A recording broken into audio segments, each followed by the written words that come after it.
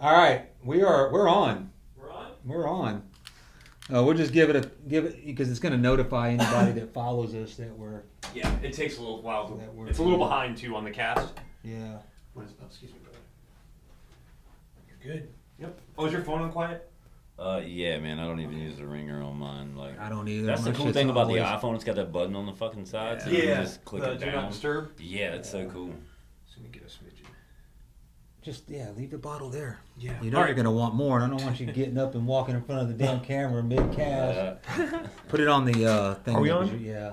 Okay. Oh yeah, we're on. Put it on the thing. What? The bottle. Put it down so it's Roger. not in the picture. All right, we are on. Let me get the page up. We'll rock and roll. All right, anybody that's tuning in, How Copy Podcast. I'm going to plug the www.huntclubfortbragg.myshopify.com. Go on there and get your swag.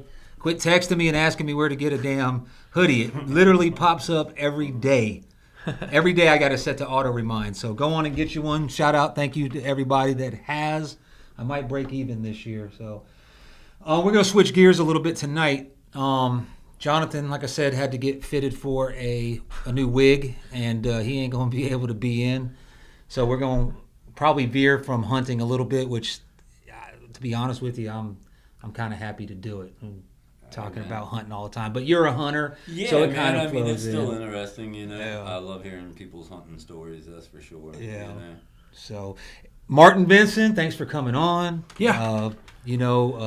So Yeah, I'll take over a little bit. So thanks for tuning in, everybody. We are very, very blessed tonight to have a very special guest. If you surf in North Carolina and you're local or you grew up here, this is basically the man right here. Certified local. Martin I ain't gonna Vinson, suck your dick like that. So Yeah, I mean, But, it's kind of a Just far a- cry, but just a cool dude. I got to tell this story. First time I met Martin ever, Buddy had met him through Facebook, and we agreed to meet down at Wrightsville at our usual spot. I'm not going to give it away, but the local spot, I guess you Access could call 8. it. The secret, yeah, here we go. But this fucking guy. go ahead. But that morning, I got in a little bit late as usual, and Buddy was already out in the water, and he's like, "Hey, I got this new friend. You got to meet Martin." And I got out there, and it's weird because I knew who you were before I even knew you. So I get out to the beach, and the sun was rising on the water. It was a nice glassy day. It was like 3 to 4 feet, and all I see is just this dude. And I don't see the surfer. I see the silhouette of him. He's in a beautiful, clear, glassy green wave. The sun's behind him, and all I see is this big freaking beard just illuminated and flowing. And I was like, holy shit, dude, that guy looks like a freaking wizard. And I was like, hey, are you Martin? And he's like, what's up, bro? So the rest is history. But yeah, Hell yeah. go ahead and so give us a little background, Martin.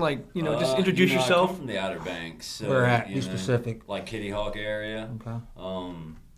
It's always been a blessing there, you know. Like I got taught surfing by what I consider local legends, you know, like this guy Delbert. You'll hear me speak a lot about. Mm-hmm. Like he just passed away recently, and he was definitely an oddity, but a legend in his own right, you know. But it was wonderful living there because those waves, I mean, if you can really surf the Outer Banks and a little lower, like S turns, places like that, you know, down south, it's such an aggressive wave. You can surf. I tell people you can surf anywhere. Oh, yeah. You know? Yeah. It's thick lips, fast rights, fast lefts, shallow water. A lot of shit in the water, you know. I mean, it's the graveyard of the Atlantic. Yeah. So, you know, there's tons of stuff everywhere. And, of course, sharks, stuff like that. Big uns. Yeah. Yeah. Yeah. But, you know, in that aspect, I hear people all the time freaking out when they see a fin or, you know, they see pictures of where sharks have been in the lineup. But, I mean, these sharks are always there. Absolutely. If you coexist, I mean, it's not such a common occurrence for someone to get bit as what you would be led to think there is. Yeah. You know, so. Yeah, I mean the amount of sharks that probably pass by your feet after 20 minutes in the water versus how many people get bit. Man, the welts on me today from the jellyfish. Yeah, I was more worried about worse. those. Like, I would rather contend with a 7-foot tiger shark than to have to contend with an ocean full of that. And because- you did have a close encounter, didn't you? We can talk about it later, but yeah, Yeah, if you want to man. talk about that. Well, yeah. I mean, that's it. It's weird. It's like I'm drawn to nature wherever I go. It's always kind of just this niche for it, I guess. And I just always seem, I guess, to be at the right place at the right time. The sea turtles, dolphins, yeah. sharks. I mean, I've seen it all, and it's crazy that here I have had more interaction with sharks than I ever had in the Outer Banks. Well, Like, here in Wilmington. yeah, for sure. And like Carolina Beach, that area. Oh, yeah. And on South Holden, Oak Island, places like that. I mean, it can get pretty sketchy in places, yeah. Oh, yeah. But it humbles you at the same time. I mean, the wave is there. If you want to ride it, take the risk and ride it, I mean, it's the worst that can happen. Yeah. I mean, You could die. I mean, you could get out of bed, get in your car, and go to work. Exactly. And a car wreck and die. And actually, your chances of dying in that car wreck are like probably 100 more. times more. Yeah. Do you know that more people are killed by cows a year than by shark attacks? I've heard that. Yeah. By cows. Yeah, Like, or deer. yeah. Like, and how do you get killed by a cow unless you're doing something mischievous? Right. Trying to tip it over. So think about those odds. Yeah. Yeah, no, I mean, I'm on the same page. I've seen them. What's funny to me, or I don't know if it's funny, ironic, or whatever, is I listen to guys like, podcasts, professional surfers, guys like Laird Hamilton that has probably got more time in the water than a lot of people combined, And he's a true waterman. Right. Absolutely. Always in the water, but he's mad props he because like that is a true waterman. and innovator. Yeah. Like he's innovated almost. If there was ever a reincarnation of the Duke, Yeah. it was Laird Hamilton. Like in my honest opinion. No, I agree with you. And Yeah. I look up to him a lot with his fitness and everything. But he was saying on a podcast he's only had an encounter with a shark twice in his whole life, and I'm thinking I've seen.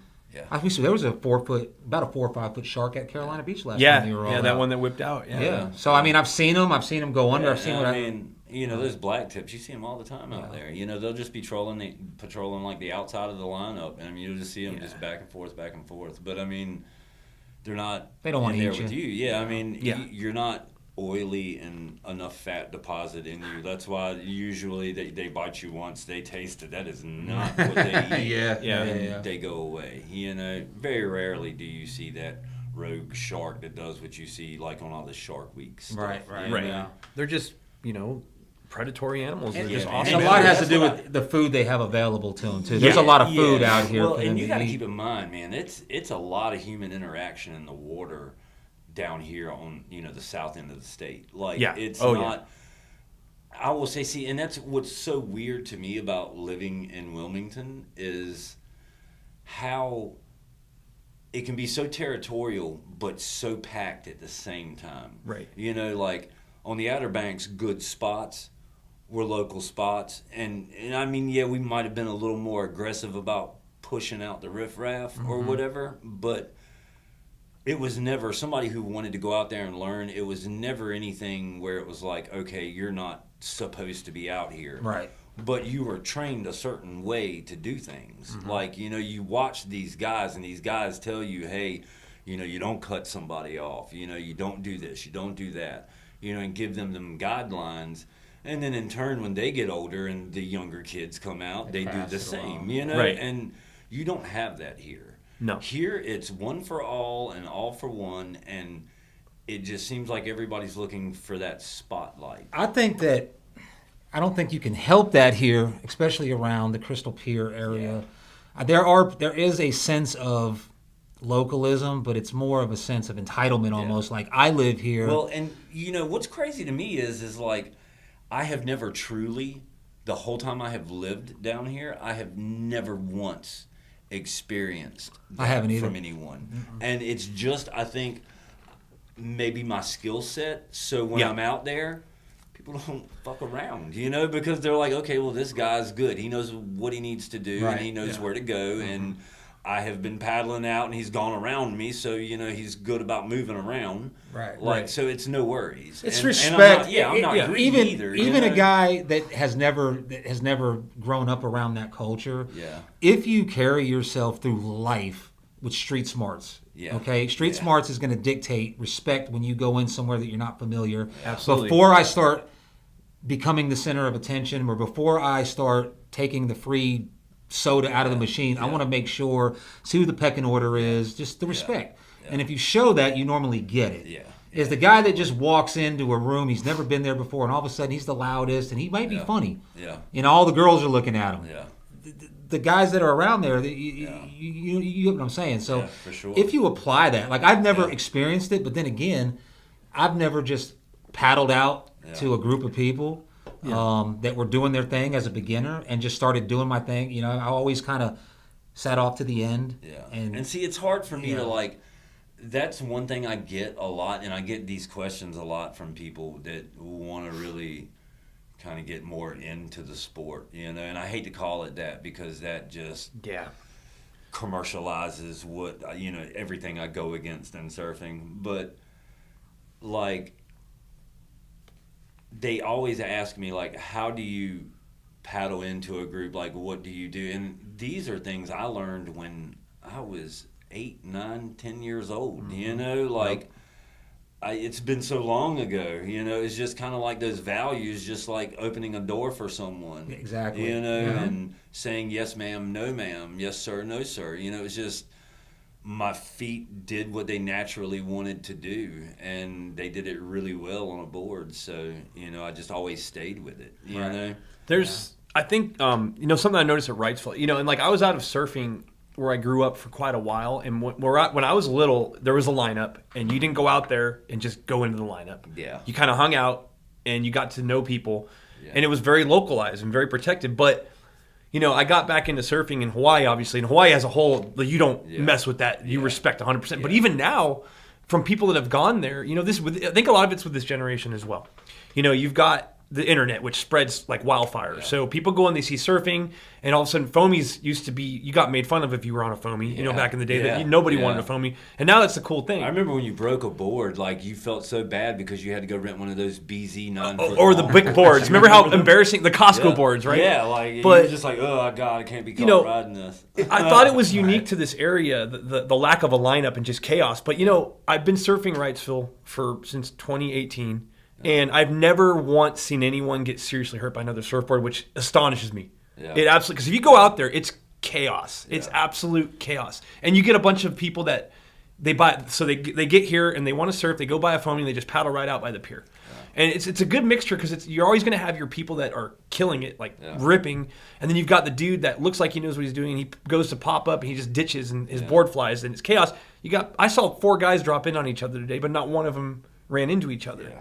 So, I think... Yeah, man, like, I can ride a wave. I mean, I can ride a wave with anybody. Like, we can party wave it. I don't give a shit. Like, I'm going to ride it, But, I look at I went Sunday morning, and when I got out there, of course, I wasn't paying attention. I guess retirement's got me waking up a little later.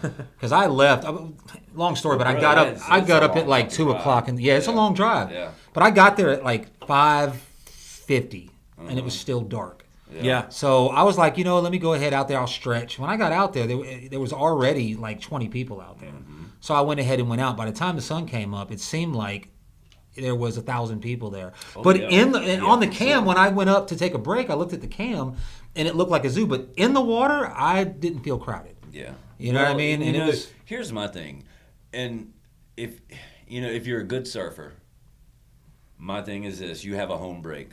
Right. That's where you go. That's your tribe. That's your people. You know everybody that's out in the water. Yeah. Stick with it. Oh, yeah. And as that crowd gets bigger, whatever, at least you know who's coming in, and you regulate what's going on in the water a little better about just being safe, you know, and having a good time. Mm-hmm. So I like that. And I think that no one in Wrightsville Beach owes me anything when I go paddle out there. Because that's not my break. But at my skill set, when it's big, you may catch me out there. And when you do, you're going to see me ride good waves. And I'm not worried about who's cutting me off. I'm not worried about pecking orders. Like, whatever, bro. You know what I'm saying? I'm paddling out here, and I'm going to get some good waves. You're going to kind of like what I do, and I bet you the next time you catch a wave, you'll try it. Yep. Right. And hey, if that instills you to ride better, then whatever. And that's, I'm not trying to sound conceited, but nobody owes anybody who's good at surfing anything. So like if you stray away from where you usually surf, then it's kind of up to you to just like stay in the back, let guys that are out there surfing catch their waves. Like don't instantly go in and start paddling into a wave. You know what I'm saying? Yeah. Watch a couple guys catch a few waves, and then when a good wave comes, line yourself up to where it's going to take a minute for it to get, you know how they like to shoulder up like 50 yards away from each other every set. Yeah. So, you just kind of get in position for, firing order and just go at it and go ham, and then usually guys will see that, and then the next time it's a little easier. You can not wait as long. You know what I'm saying? A lot of guys will let you get whatever, like get it. It's same with we are a hunting group.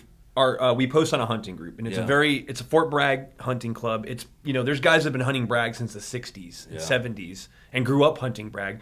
So that's a good. It's surfing is very relative. It can be applied to anything similar. in life. Yeah. Oh yeah. You don't just go in and same with Fort Bragg. You don't just go and go to a spot or follow a guy who's been doing it. You don't follow him in, and you should have that respect. So and there's plenty. Same thing with women. You don't walk in the woods that you ain't never been in and not think about where you're going. Right. You know what I'm saying? Well, I think it kind of goes back to what you had mentioned earlier when you were talking about when you were 8 years old, the yes ma'am and the no sir. Yeah. Like we were brought up in a generation. How old are you? I'm 43. 43. Yeah. We were brought up in a generation where parents didn't really pull any punches about what your status was. Like you will speak when spoken to, and when when the adults are talking, you'll shut the fuck up. Yep. You see what I'm saying? And that's okay. And if we're traveling, mom and dad are sitting in first class, and your ass is in the back near the toilet. And we were okay with that, and we understood that. I mean, you were traveling. The oldest Your kid, parents still took you, didn't they? right? So, But the oldest kid always sat in the front seat. There was no I called shotgun. Yeah. Not in my No, household. Seniority was everywhere, So you learn that kind of, and especially if you had older siblings or older cousins Yeah. that would kick your ass, so you kind of learn that respect. You apply that to anything, and you will be welcomed into hunting or a surfing lineup or a volleyball court or whatever the fuck it is. Yeah. You know what I'm saying? And that's lost in this My generation. thing is it's not just surfing. Right. I can go up into a car scene and I can talk to people about their cars, and I can talk about the motors because I'm really good at building cars. So I know what I'm talking about. And so, when you're talking about something that somebody else has put that kind of hard work into their car, they enjoy talking to you about it.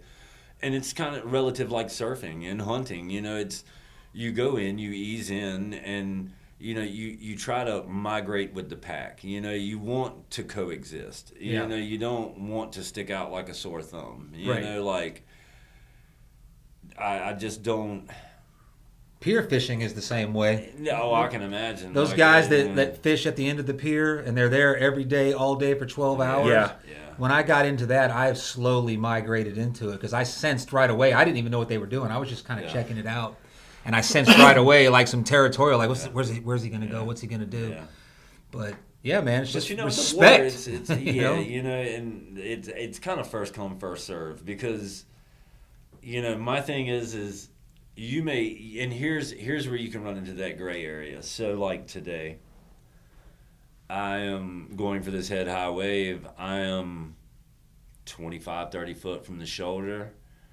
I'm on a bigger board, but I can make it move. Yeah. So, I know I've got that shoulder, right? So, I'm looking 30, 40 foot to my left, and here's a guy that I know is going to try and take a right, but it is so about to break on me, so I know it's closing out ahead of him. Yeah. You may look at it and say, oh, fuck, man, he's cutting that dude off. But that dude had never made that wave. Right. That wave broke right in front of him, and it literally shot his board towards the beach, and he went to tumbling like a washing machine, Right. So, and I had a really good ride, and it was a fun ride. So, and I knew that was going to happen. Yeah. And there again, it goes to the point of it doesn't matter what kind of board you buy. It doesn't matter if it's high end or low end or used or brand new.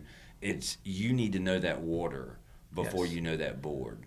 Because you need to be out there on that board feeling the current under the board, feeling how the water flows, knowing where your spot's at, knowing what the bottom looks like. Don't be afraid to get off the board and discover what's around you, because you need to know these things, you know? Yep. And then on days like today, at low tide and it's a half a foot deep and breaking head high, you need to know your role, you know what I'm saying? Oh, yeah. Like, Yeah. trim high and pray, you know? Like, that's all you You do. know, and I was thinking about that today. I had a flashback today. This is how big it was. I had a flashback of my first time surfing big waves in Hawaii at Haleiwa Harbor.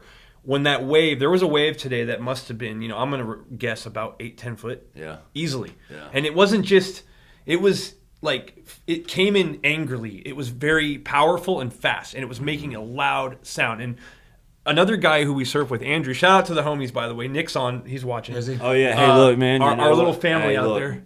Shout out to the Carolina Beach crew. Yes, They sir. all Yeah. know who the fuck they are. Yeah. I am so happy that they've, like, kind of adopted us people who, which I'm not far from them, Yeah. but, like, we're not all of that sandbar, but we're all, every time we're there, treated Absolutely. like we're from that sandbar, and I love that.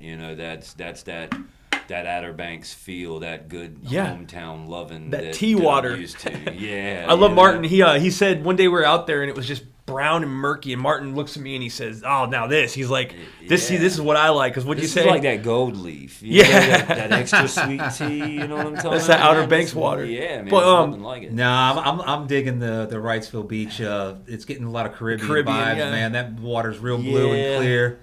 Yeah, you could look into the, like, on a wave, you Yeah. could look down and you could kind of see it, the roll. Yeah. It You can was see so the. clear. You can see it's cool. When, I will admit, it's cool when you can like drop in on a wave and look to your right, and it's like you're looking in a crystal clear, and there's fish. But with you know why you can look at it like that and see it so clear? Why? Because that wave is weak. Hey, I admit it. no. I mean, look, Hey. I'm just calling But it like I see hey, it. you're right. But we Like- were discussing this. Yeah, I it think doesn't. You're right. I think I'm gonna get inside your head. I think you like the Wrightsville Beach wave better than Carolina Beach. I like the form. Yeah. I don't like that it has no ass behind it. Yeah. Oh, yeah, I well- like that Carolina Beach can get so sketchy that in 30 some years of surfing, it can humble me sometimes. Like Oh, it yeah. can really make me think, oh fuck, what did I just do dropping in on this? You just- you know what back I'm to saying? what I was And, saying- oh, I mean, sorry. I survive them every time. And I'm so thankful for it because I'm like, yes, best ride of my life. Like I say Yeah. that every fucking week. But it's cool. You know what I'm Yeah. saying? Like it's a heavy wave. It's scary. It's dark. It's murky. Yeah, You there's a know, freaking and Civil I War like shipwreck that. right next to where we Yeah, surf. like- That ties into what I was gonna say earlier though is so that spot particularly. I'm not gonna give away our secret Yeah, break, yeah, but please don't. it's our spot because we're the only ones that really go out there a lot. But that's the type of break. For instance, Wrightsville, I can go to Wrightsville my first day and I could paddle right out and be fine on a normal day. Yeah. Now, even on a normal day that it's breaking, you have to learn. Like you said, you got to go out. I had to learn that break. I went out there the Yeah. first couple times and I actually was kind of shook. Yeah. And today, Dude, on a chest high day, it'll humble Yeah, you. that it's wave hard, today- You know? our buddy Andrew that we surf with, he's a very experienced surfer. He's an excellent surfer. And Yeah, he and for I sure. went to duck dive that giant wave today. And both of us, we got underneath and I felt that power came and it held me down for a good 20 Yeah, seconds. yeah. And I actually had a moment where I started to panic a little bit. And Andrew and I both came out at the same time on the inside. It took us all the way in. Yeah. And we both looked at each other and we were like, holy shit. I was kind of Yeah. like, normally, now before, I would have Bro, been shook. trying to have a 9.6 being levitator, God. dragging your foot with it as you trying to Yeah, get under those it. waves had some balls today. Yeah, man. I like we were out the other day with the Carolina Beach wave. It's like when you pop up, right when you get surfing, you got to make a decision. You're going left, you're going right, and you got to get in it because if you get out in front of it and it closes out, that sandbar comes really quick. Yeah. Wrightsville Beach, because I've only been surfing for a year, so I like that when I catch that wave, I can kind of arch up, I can look left, look right, Yeah. kind of take a few Yeah, seconds. because it's slow motion. It's Yeah, like yeah. nice and Yeah, groovy. For sure. Yeah. And I mean, I'm not saying that that's a bad wave. That is an awesome wave. And if you like a mellow style, that's a great wave. And I'm going to tell you, any of you guys out there that's got like a 10-2, like Yeah.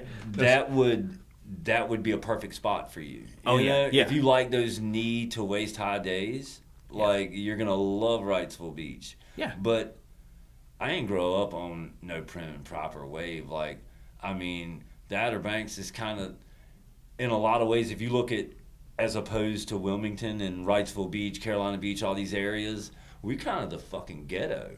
You know what I'm saying? You're out and there. we're a North Beach. Like, y'all don't know. Them fucking, like, our nor'easters are worse than any hurricanes. Wow. Like, y'all down here have never seen a nor'easter like we have. Like, ridiculous. And I mean, in winter, you know, when it's cold, like, you don't want to be suffering in it, you know, but Wrightsville's a lot, you know, when I think about, I always compare everywhere I surf to Hawaii, because Hawaii, you've got 4 distinct swells that hit the island. You got the north swell, the west side, the east side, and the south swell. Yeah. North is the Outer Banks. It's the heavy. Yeah. You don't go there unless you know you can fuck around and die. Yeah, you got to have your shit together. Now Wrightsville, and it's the crazy thing is you know, Wrightsville and Carolina Beach are only 20 minutes away, but it's a completely different wave. Oh yeah. But well, you got two totally. You got one that's got water moving all the way from Topsail out there in the intercoastal, just beautiful, pretty much a really, really high salt content. Yes. And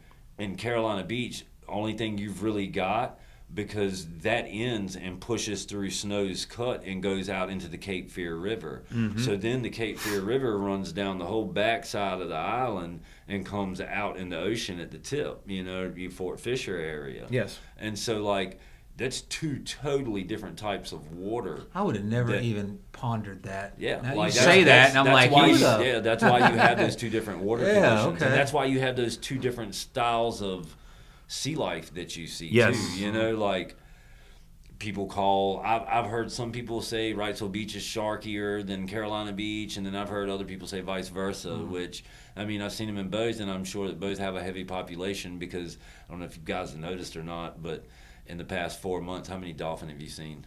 A ton. Oh, I haven't none. seen any. None. Yeah.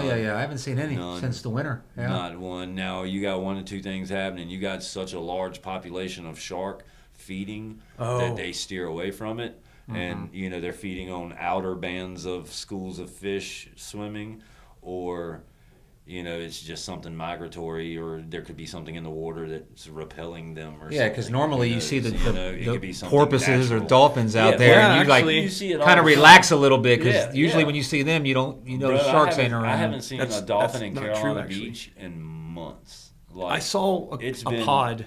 No, not at Carolina Beach. No. Carolina Beach. No. I have not seen one since the beginning of summer. Yeah. Honestly, like, I think the beginning of the summer was like the last time I really saw some out there. But I have seen everything else. Like, one day I go out and there's an adult loggerhead. swimming. Yeah, I remember that. And yeah. then the next day I go out and there's a baby one swimming around. So, you know, definitely full of life. Yeah. And I seen, you know, the pelican that always sits on the pier pile in Yes. the tiki bar. Pelican Watch. Yeah, Yep. so this guy was on the beach today, just like walking the beach, and I saw what he was doing, but me and Andrew walked up on him a little too fast. But he was walking towards this woman's bag. Like, I know what he was doing, and you know, you don't really see pelicans walking the beach like that, you know. Yeah. He was slick, man. He was trying. Like, I seen him kept waddling towards it, and we got a little closer, and then he kind of turned around and flew off. But that's what he was going for. He was going for that bag. Like, he smelled something. Oh, yeah. Hell yeah. He That's knew something was in Andrew, there. when these pelicans fly by, Andrew always says, like, oh, there's George. He has them named. But, you know, pelicans are, I noticed something, and I think we They talked chase about, swell. Like, if you'll watch them on Yes. the beach, they chase They predict a good set. So Yep. you see them flying, you watch This what is cool. happens. Yeah. You know, like, I can guarantee you within seconds you're going to see something. Like, That's I a mean, good tip. I didn't. Yeah. I I mean, always I call know it why. pelican I set. know why they're doing it, Yeah. but I never Well, thought that pitch in the water helps Yeah. them see the Yeah, fish yeah. better. That's what I'm saying. So that's that- why they follow the ripple in the water. Yes. So that's what they're following. we were out there one day, and I saw the line. You know, you see them drop in a line of 4 or 3 or 4 always. Yeah. And I said, hey, pelican set, because that's my indicator out here. You know, Hawaii, you've got the reef indicators, right? Yeah. You got 4 reefs. And you'll have someone watching the 4th reef. And if the 4th reef is breaking, it's like our sandbars here. Yeah. If we had 4 sandbars, we only have like 1 or 2 at each break. Yeah. If the 4th reef starts breaking, that's when it's breaking in the back. Yeah. So someone will yell 4th reef, and that's when all the surfers in line know that here comes a big ass set. But I started watching pelicans, And if you see them, you'll see them flying around. And also when they drop in and they start skirting, they got cover. That's what they use. They use that Martin was saying they use that trough as cover. Yeah. So I always say pelican set. As soon as I see those pelicans dipping, I know. Yeah. Get ready to turn around and go. Yeah, for sure. So, and that's just being in tune with everything. Yeah. And, and I don't know whether, I was telling somebody today, I was like, you're not ever gonna read it in a book. You're never gonna get a do-it-yourself infomercial deal that's gonna teach you how to surf. You can stand up on a board, you can ride a wave a little bit, but surfing, it's more about your soul, and it's a natural thing. And I think people can gain it later on in life. I don't think it's something you have to be born with or you have to have at a young age. Like, I think you, as someone in your 30s, 50s, could surf. I found it in my 40s. Yeah. But I don't know, I guess you'll never have the option to have that much time in the water to really become so, I guess, at peace and knowledgeable about what's going on. Like I was telling you earlier, I'm never thinking about where I'm putting my feet. I'm never thinking about where I'm positioned when I catch a wave. My feet already know where they need to go. That's not even a thought in my head. That guy Joe today, I dropped in on a way overhead wave, and I'm running that 10.5 rudder fin on the back. So that's really kind of limiting me to chest high waves, and this is way bigger. And I just took off late on it, did a heavy bottom turn, got pitted, rode it out. It was awesome. And he was just like, man, that was just crazy, that late entry. He's like, you've got that down pat. But it was natural. I did not think about what I had to do. My body knew it. As soon as I saw the pitch when I stood up, I knew I needed to lean back to get that, because my board's a step deck. It has no rocker in the front. So I've got to get that nose up off the face, because if I don't, it's just going to spoon me, and I'm just going to take a wild ride. And it's not that I'm afraid to get hurt. I will ride into a closeout in a heartbeat just to try and catch a little bit of a floater or something. Yeah. But I don't want to destroy my board. You know what I'm saying? I don't. That's a very, you gotta, it comes natural. I never think about it. It's just, I do it, and there's not a predetermined way that I walk the board when I go to the nose. There's no predetermined way. It's just natural. I just run until there's no more running left. I love to cross steps. So I think that helps a lot. Anybody that wants to get into logging and real traditional longboarding and, really walking the board, learn cross stepping. That is definitely a game changer. You use your rear foot to kind of control what you're doing instead of your front foot, and it's so beneficial on a longboard. That's something I need to learn, is cross stepping. Yeah, I can get on my board, I can move it, but it's almost like, for me, cross stepping feels like learning to ride backside for the first time. Holy crap, dude! I hate lefts. I really don't like a left. Right. Traditionally, I've always rode rights. I'll force myself to ride lefts just so that I can say I can ride lefts. Just because I don't want to be a pansy and be like, oh man, I can't ride lefts, man. So to those who, we might have people listening that aren't surfers. So when we're talking about lefts and rights, it's when you're on the surfboard looking towards your left or your right. Yeah. And for most surfers, you're naturally footed a certain way. Like skateboarders, you got regular foot and goofy foot. Yeah. So for a regular foot, a right would be a natural direction. That's front side in surfing. Because you're facing the wave. Yeah. But if you go the opposite way, that's a left, and that's a backside. So that's your unnatural side. So a goofy footer's natural side is left, surfing, and then a regular foot surfer, natural way is to go right. But I'm such a fucking cheater because I'm a switch stance. Martin. But growing up skateboarding, I was always more comfortable, on a ramp. Yeah. Always going to my backside. Yeah. So going left to me or going right. Yeah. I think I'm a little better going right because I can because the wave's right here and it's not over my shoulder. Yeah. But I think sometimes, especially if you're going to go to the left, on a skateboard, and then turn, it's easier for me to go left and then turn right than it is for me to go backside. Yeah. You know what I'm saying? Because And you're riding right on a wave. Yeah. You are going to the right, but you still are going Yeah. to your backside to stay up and Yeah. down. You know what I'm saying? Yeah, So, and see, my thing is like, I wouldn't really call myself any certain way, like, you know, goofy or regular footed or really switch stance, because like I keep such a forward position that like normally my feet are fairly close together and toes are both pointed to the front of that's the board. where like, you know, I'm cross stepping, Right. so I'm kind of staying center of the board, and you know, it kind of stays equilibrium on that plane on the face, so it's super stable, you know. And that's not just because it's an expensive board. Any board will do it. You know what I'm saying? You just got to know where to put your feet at. Yeah. You know, like a lot of people look at longboarding and longboarders and they say, "Oh well, you know, that's so easy." Well, you know, it's I had the easy same to catch mentality the coming wave. into You it. know, it's Yeah. really easy to catch the wave. Yeah.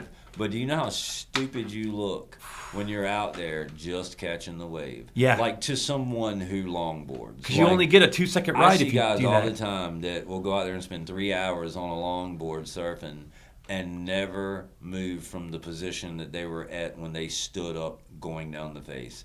You know, Mm-hmm. and why? You've got all that board there.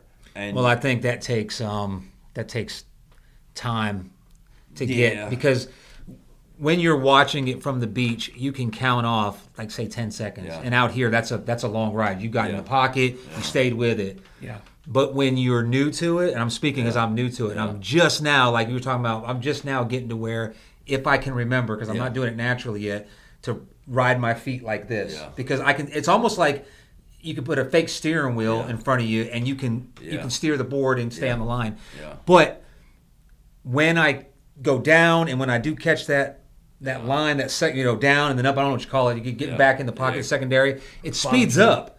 So Yeah. you're like, now I'm going faster, and now I'm like, oh shit. And by the time you think, okay, let me take a step forward, Yeah. you're coming to the closeout, you're coming to the end. Yeah. So I think more time. Well, see, in the and thing. here a lot but of with, people... with short boards, I see these guys, and I'm not knocking shortboard. It's nothing that I ever looked at wanting to do. Before I I'm started knocking surfing, me fucking kooks. I fucking hate shortboarders. I'm just kidding, man. Yeah. I don't hate It's like the shortboarders. rollerbladers versus skateboarders. and here's the reason: if I come out to the freaking beach and all I see is silhouettes, and I see, if I can, I've watched you surf enough that I can see that that's you. Yeah. Okay? Yes, absolutely. If Yeah, I for watch sure. a longboarder on YouTube long enough, I'll know, oh, that's so and so, because there's a style to it. Yeah, When I've watched probably John Flores, Kelly Slater, Jamie O'Brien, I Man. probably watched them surf more than any other surfer, but I can't tell them apart if I can't see their face. 'Cause Right. They all doing the same fucking thing. Man, you need to watch Joel Tudor. The tutors. I'm telling you, he grew up.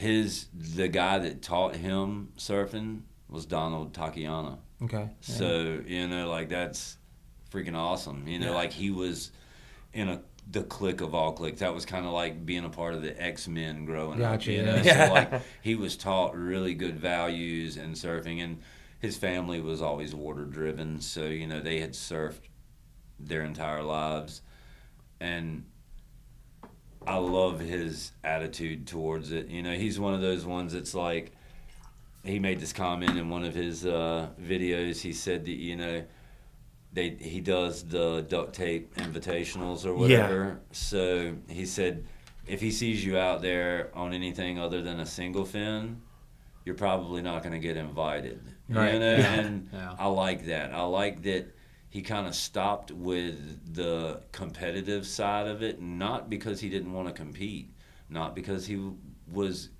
in pain or not being as good of a surfer as what was coming up around him, but simply because it had become a dog and pony show. You know, like it's either a nose riding competition or it's a cutback competition, you know, and it was just these boring, like you should be scored on so many different things when it comes How to they even longboarding. score, like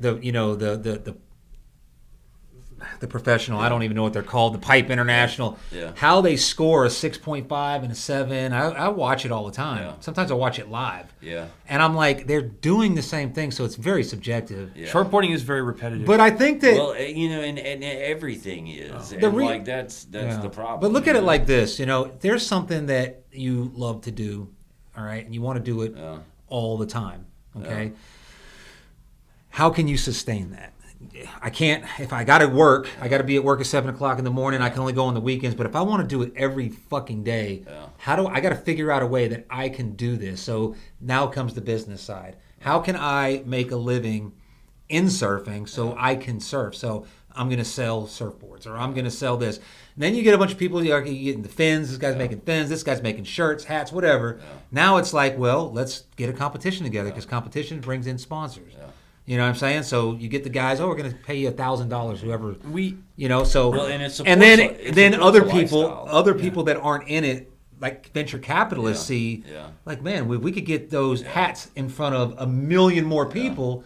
Exactly. So, but the birth of it, I think, And is shame legit. on us for even letting surfing get to that. It's gotten- like that's it's gotten that's out of my control. issue in it. Yeah. Is We had an interesting I conversation don't about do this. it for glory. Yeah. I don't do it like I never go to a break and think to myself, I'm the best longboarder out here. Or when I catch a ride and I do something, I'm like, I bet nobody else out here will do that. You know what I'm saying? Like I'm not.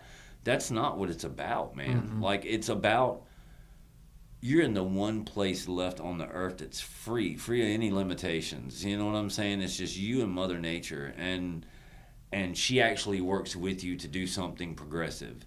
And if you allow it, so many amazing things come to you in life. Spending time on the water and being around it. You know, it's not just the waves. You know, it's the whole lifestyle. You know, so it just. That's the problem is we have like industrialized it. You know, like we've got boards now, man, that are like being made in like Vietnam or somewhere, like in a factory, 10,000 at a time on a hanger. And where is the soul in that, man? Yeah. You know, like honestly, where is it at? Yeah. You know, like, and I But understand that you going back got- to what my point was, that being done started with a guy who I believe this is my the way I look at it. It started with a guy who was like, I don't want to go work at the factory and only be able to surf or have to call in sick on the good days. How can I sustain this surfing every day? I'm going to sell boards. Yeah. And then it grows from there. Yeah, and you so see, and I tell people, so it's kind of like a necessary you can't evil blame almost. the guys like, you know, Dewey Weber and Bing Copeland and all these guys. You can't blame them for what they were doing because it was so honest at the time. Right. In the 30s, 40s, and 50s, and the 60s, like surfing was not what it is now. Like. Because of television and everything else, you know, it definitely grew and grew and grew to a professional surfer being a multimillionaire in the Yeah. 60s was unheard of. No way. a professional surfer getting someone to pay for his gas to get to the breaks was unheard of. Yeah. You know, Yeah. so And now it's like, what's the purse Well, now? the Like soul's $1 million. yeah.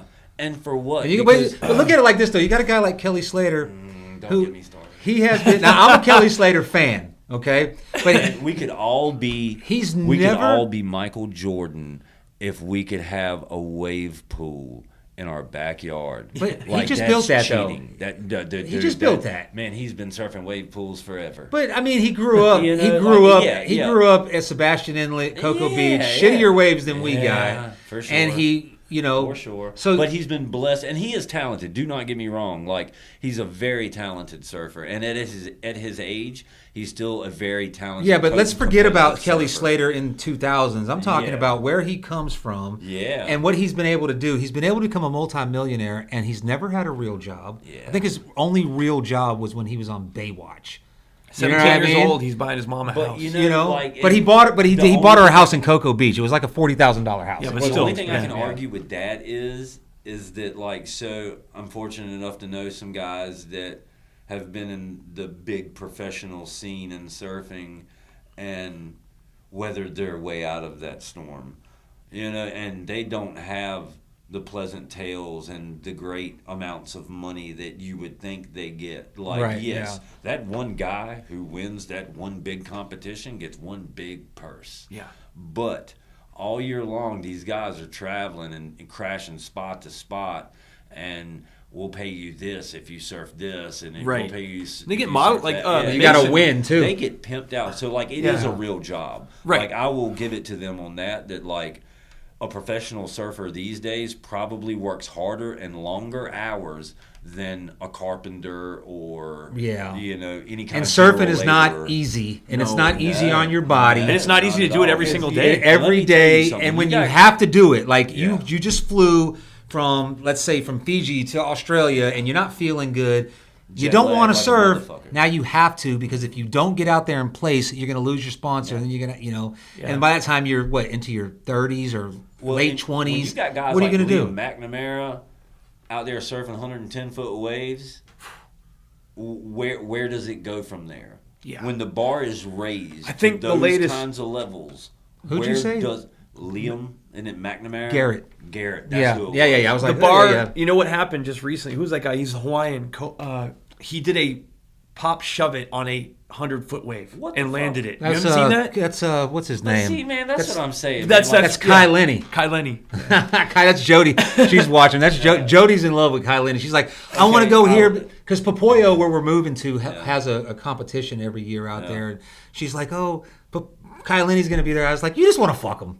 But see, Martin, like, I agree with you.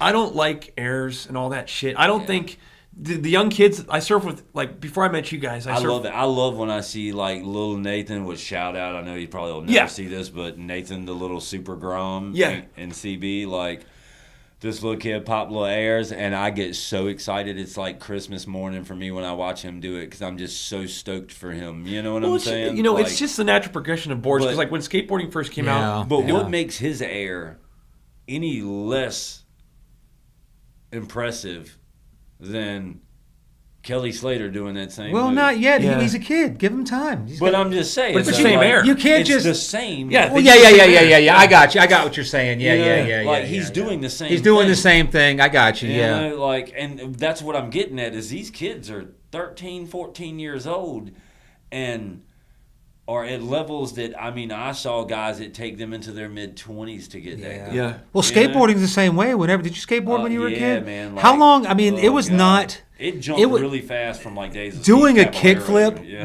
was Yeah. not the it was not the basis. Now, like everybody can kickflip. Yeah. But back in the day, kickflip was now it took doing- you a long time. Now they're doing 360 kick, and now watch them. They do a 360 kickflip, and then the board gets under their feet, and they do a late flip. Yeah. You seen that? I'm like, Yeah.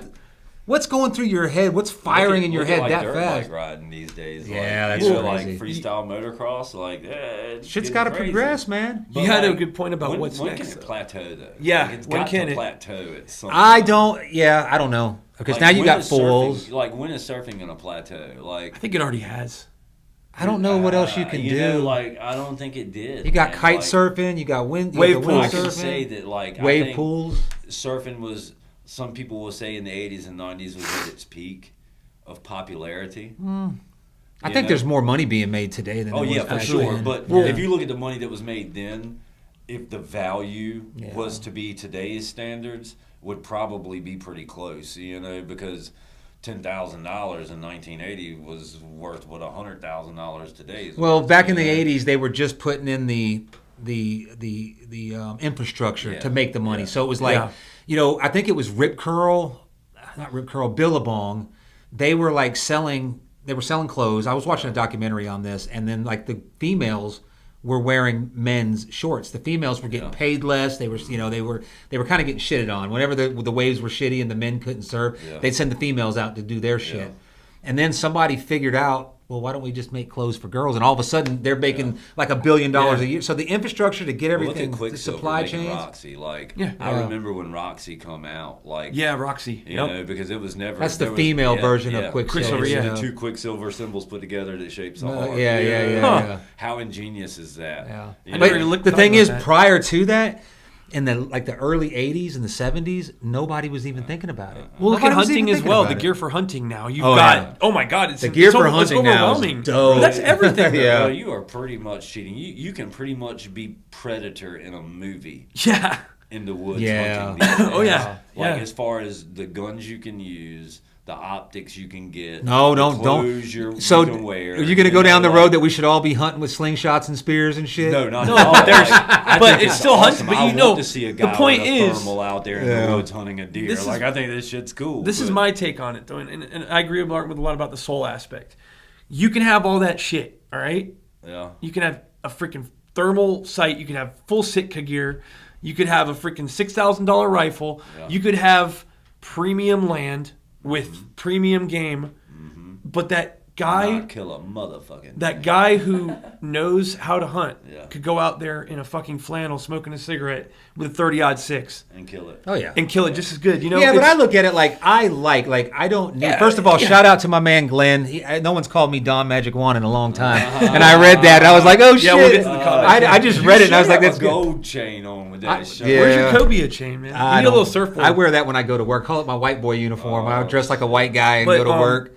yeah, But I look at it like this with hunting. Okay, yeah, you could go out and you could use the basic flannels, Walmart, $10, whatever. Buy everything at a yard sale. But I go every day. Hunting is a big part of my life. I like buying, I like having the Sitka. Yeah. When I first saw it and I saw the price, I was like, I couldn't afford it. Yeah. And I was like, get the fuck out of here. I ain't paying that shit. But I wanted it. Yeah. And I eventually figured out a way to get it, and I didn't pay full price. But I like it. I like getting something new. I didn't pay full price. I- He had to I- justify. yeah. I justify my He was commercialism. listening to his own words. He was like, I gotta justify this shit. No, but I like having the toys. Yeah, I like yeah. having stuff. It makes me Yeah, feel for good to go sure. sometimes and just buy something. I have sold every board in my quiver, and I ride one board. Like, that's unheard of for me. And it's just because I've got that one nice board that, is perfect for what I want it to do every time. And then who am I? The guy. I'm the guy that comes out with 3 or 4 different. He comes boards. out, the And porcupine. I'm like the golfer, but you're. I Well, think I'm going to tell you, man, I'd go with 2 boards every time if I had that fish that he's got that your son's been riding. Yeah. He don't like it, so it's mine now. I got to get him a new one. Dude, you gotta let that thing go for me, bro. Nah, that's going down with us. going into the comments, Jody says now the new thing is, I think she's right, is novelty waves, like wave pools. Yeah. They're gonna, and then you've got I'm Ben sorry, Gravy. but you are cheating. But okay. So I'm now- gonna so defend. now- I'm gonna so now defend we're wave about- pools. So now we're about a wave. We're not about the ocean anymore. Well, here's the There's thing, no bro. danger. Let's go green with it, right? I'm not because saying- now we're no. not contaminating the ocean. I'm not because saying we're doing it. it in pools. So No. we're safer and better for the ocean. I'm not right? saying we should do who's it wave for? pools in lieu of the ocean, but I was in a situation where I didn't have any waves, and I had to use a wave pool when I lived in Texas.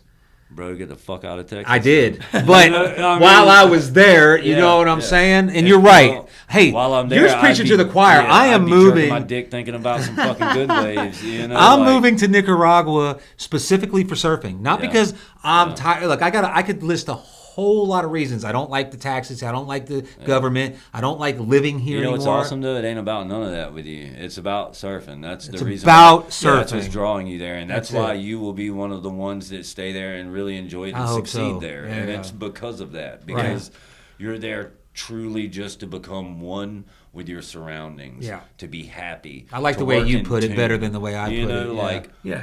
you are in tune with everything. That there. is literally the reason. People are like, "Why Nicaragua?" You know what I'm saying? It's Man, because why not? it's such this area that I'm going to, and I've already run into some localism. Yeah. But I kind of pushed back on it, Yeah. and then I think the guy who's like the chief of the local tribe there, he's from California. I think. And he's not. Fuck that. Well, shit. I'm saying he's been there for See, like 20 years, fine, but I've been accepted now because I pushed back because I don't play that shit. I'm just like, But anyway, I picked this spot specifically for surfing. It's not a very nice place. Yeah. It's not like there's not mansions everywhere. There's no paved roads. Bro, why do you need that stuff? I though, don't. Man? That's you why know, I'm like going. that's where people get it twisted, man. Like we don't need all of this crap that we have.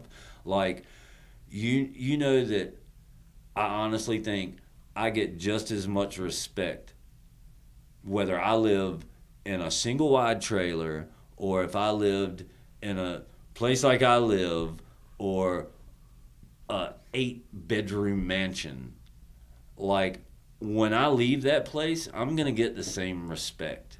Yeah. I'm gonna demand that. Yeah. If I don't get it, I don't fuck around there. I go somewhere Yeah. else. Hell You know yeah. what I'm saying? Mhm. So like people have gotten so selfish.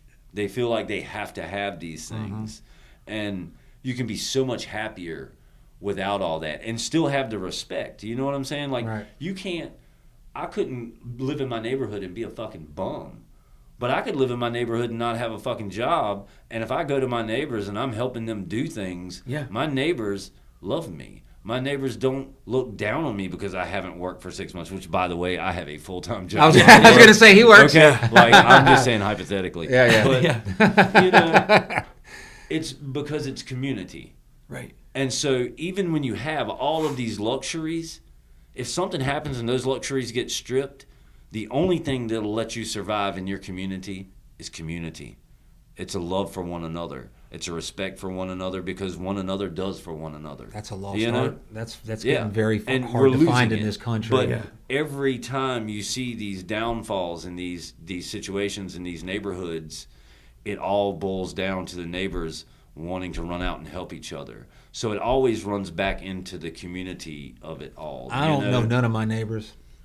Yeah, and there's like that's a couple of bad, neighbors you know, that I'm like, hey, how you doing? But then again, that's my fault. I don't want to know them. You know what I mean? So, you know, I'm borderline. I'm not going to say I'm recluse because I get out all the time. But like, I don't really socialize a lot. When I do socialize with neighbors, I talk for a long time with them. Yeah. So it's kind of like I guess it equals out or whatever. But like, I'm not one of them ones that like I talk to my neighbor all the time. Like, and she owns a yoga studio down the road, and I shit you not, I can't remember her name. Bro, I couldn't tell it to you if my life depended on it. But if she ever needed anything, I'm there for her. You know, like, same thing goes from the neighbors across the street. Like, I got a neighbor across the street. I really, sincerely don't like them at all. But if they've got little kids. So, like, if they were ever in distress or the kid was in trouble, I'm going to run and go help. And it doesn't really matter what I think of them personally, you know. And we're all losing touch of that. I think it's. You know? I don't know. See, here's the thing. I think when you say we're losing touch, I think we've lost it. Yeah, I think it's gone. I don't know. You know, it's kind of like half full, half empty. Yeah, you know? People say that all the time, and there, you know, we talk about, and I use it. The whole, you know, I'm moving to another country, so that's that. What we're talking about now being lost is. It's just like a feather. Yeah. It's just another reason. I'm going down there for certain. But I go through this city or, you know, through this place and I see the, you know, the lack of respect. Yeah. People on the road, you know, they just don't. It's horrible. They don't care. Yeah. No one. I mean, just little things like when you walk into the gas station, before that door closes behind you, check and see if somebody's coming. Yeah. You see this because I see kids. It's mainly kids. It's usually. I would say like 25 and below. They sling the door open, they walk through, they're on their oblivious. They're oblivious. Yeah. And I just don't think they know any better because that's the norm now. They're not being assholes. Right. As much as you want to be like, you little fucker. You know, it's not their problem. Or a 15-year-old kid talking to me, and I don't care because he's not my kid and I don't know the kid. But if I'm talking and he's like, yeah, bro, yeah, dude. Like when I was a kid, you were talking to somebody that was that much older and you were like, yes, sir, yeah. You were respectful because he might kick your fucking ass. Yeah. And then if you go home and tell your dad why you got your ass kicked, and he finds out is because you were being a prick, you're going to get your ass kicked again. Yeah, you know, it wasn't until later on in life when I really, like, because, you know, I had a lot of friends that racing motorcycles, drag racing them. A lot of it was on the street, so a lot of it was in the ghetto. A lot of those bikes were on drug dealers, you know, and people of that aspect, criminal element or whatever. But that's only when I learned it. Like, living on an island my whole life, like, in many ways I was sheltered because we were raised really well. We had a lot of respect, but we didn't have a lot of outside influence tempting us otherwise when we were younger. You know, like, everything we did, even when it was disruptive, like skateboarding then was disruptive, it was active, you know? So, like, you were out doing stuff.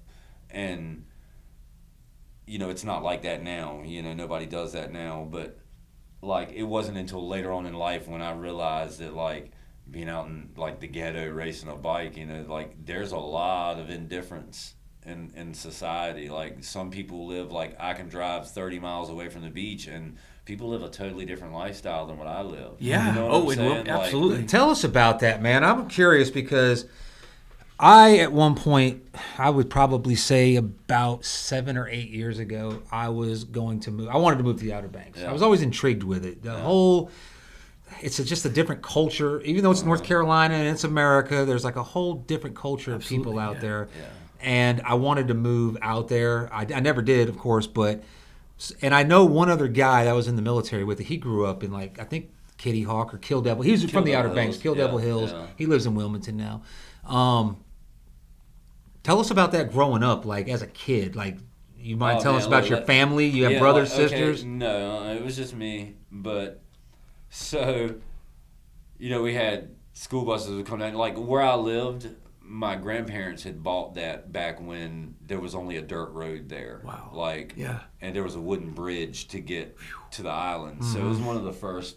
What brought 5 them out houses. there? That's what I'm curious about. What's your Um, family's draw to the Outer Banks? Well, my grandfather was a big part of the criminal element. Okay. So and he built airplanes. So he was in the transportation business. Gotcha, yeah. So there had an airport that I have personally witnessed him land a plane at 2:00 in the morning on a runway that has no lights because he knew it that good. Wow. It's like certain. So Yeah. anyway, that was the reason why they So built kind of that house there. secluded. It could carry. I got and you. then, of Okay. course, it expanded like crazy. But when he bought that, I want to say they paid like $200 an acre, Wow. and he bought what would have been Lindbergh Avenue in Kitty Hawk.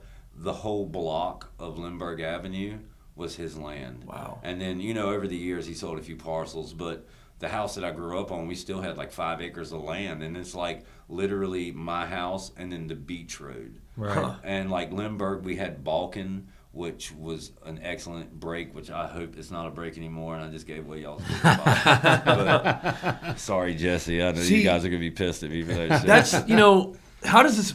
Okay, we're all sitting here, and I'm new to Wrightsville and Wilmington, Yeah. relatively new within the past 5 years. To me, it's a metropolitan sea town. Yeah. In your lifetime, that was barren islands still. All that stuff out there. Man. We still had like Dowdy's Amusement Park and the old Yeah. Ghost Ship, and believe it or not, if you look at one of Red Hot Chili Peppers' albums, one of their pictures, Anthony Kiedis is wearing an El Mexicano hat. Well, that was the little hangout, surf. They used to have a surf spot kind of club thing. It had a little skate area. It was kind of like a place, kind of like Cool. the Y for beach Yeah. kids, So everybody hung out there and they'd play live music. And it was before Red Hot Chili Peppers got real big. They played there, and he loved it so much. He wore that shit all the time, But we had that. We had Foosball Palace, which was a big arcade that was literally on the beach. It had pylons that went in the water. Right. We Did you grew guys up- have tourism back then? Yeah, but it was nothing like it is now. Okay. And all those- now it's like the fucking island's gonna sink. Yeah. Yeah. And you got a lot of different elements that are there now that we didn't have back then. Back then, the 70s had just hit, and it was a big housing boom. Everything Right. was doing good in the 70s. So everybody was on blow and fucking spending money. So the economy there was doing really, really well. And then it died off in the late 80s and into the 90s, and these guys had spent all this money and now they had no money and they were homeless. And we didn't have Wilmington has 100 fucking shelters everywhere, whatever, we didn't have any of that. They built shanty towns behind the grocery store and lived in them. I know guys that lived out there that were millionaires the year before. Wow, shit. And living in a tent. That's a lot of bad decisions and to we go didn't- from a millionaire to yeah, living in a yeah. shanty Well, town. it's kind of that lifestyle out there though, because it's a very rugged place to live and exist. Yeah, it always has been. It's great when it's great. I think it's kind of like bipolar depression. It's great and it can't be any better when it's great, but it's either that or it's really fucking bad, and it's hard to escape. It makes you feel like you're trapped.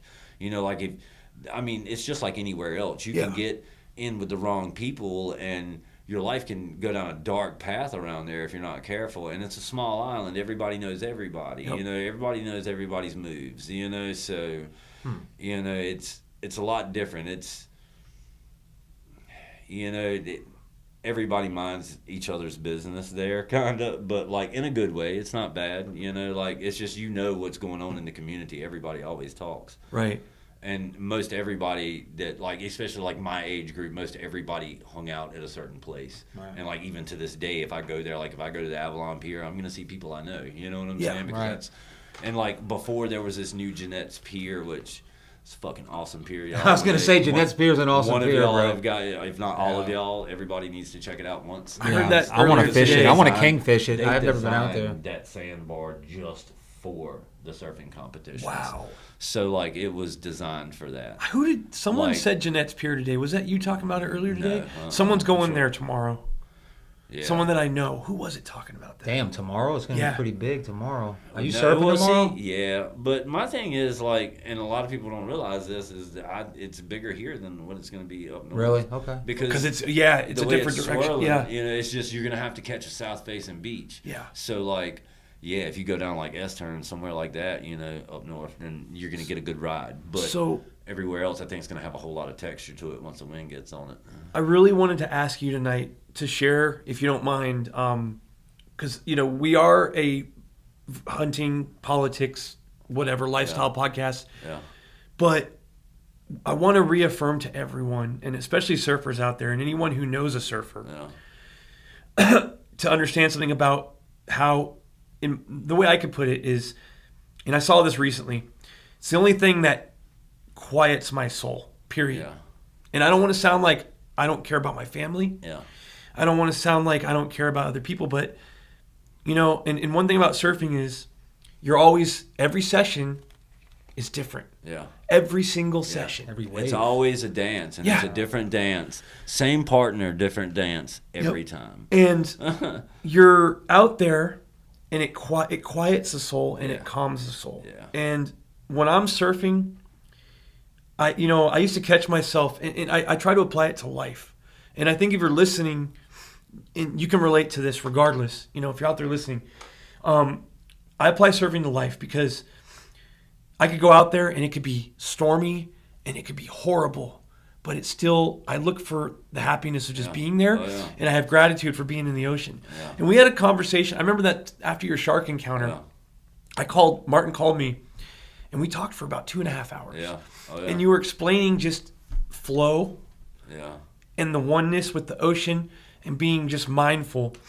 So can you tell us a little bit about your definition of flow and how important flow Well, is? Flow is an even keel with everything around you. So you have to find a balance with everything. It's a no panic situation. Like, it's kind of like fight or flight, You don't fight, but you don't fly away either.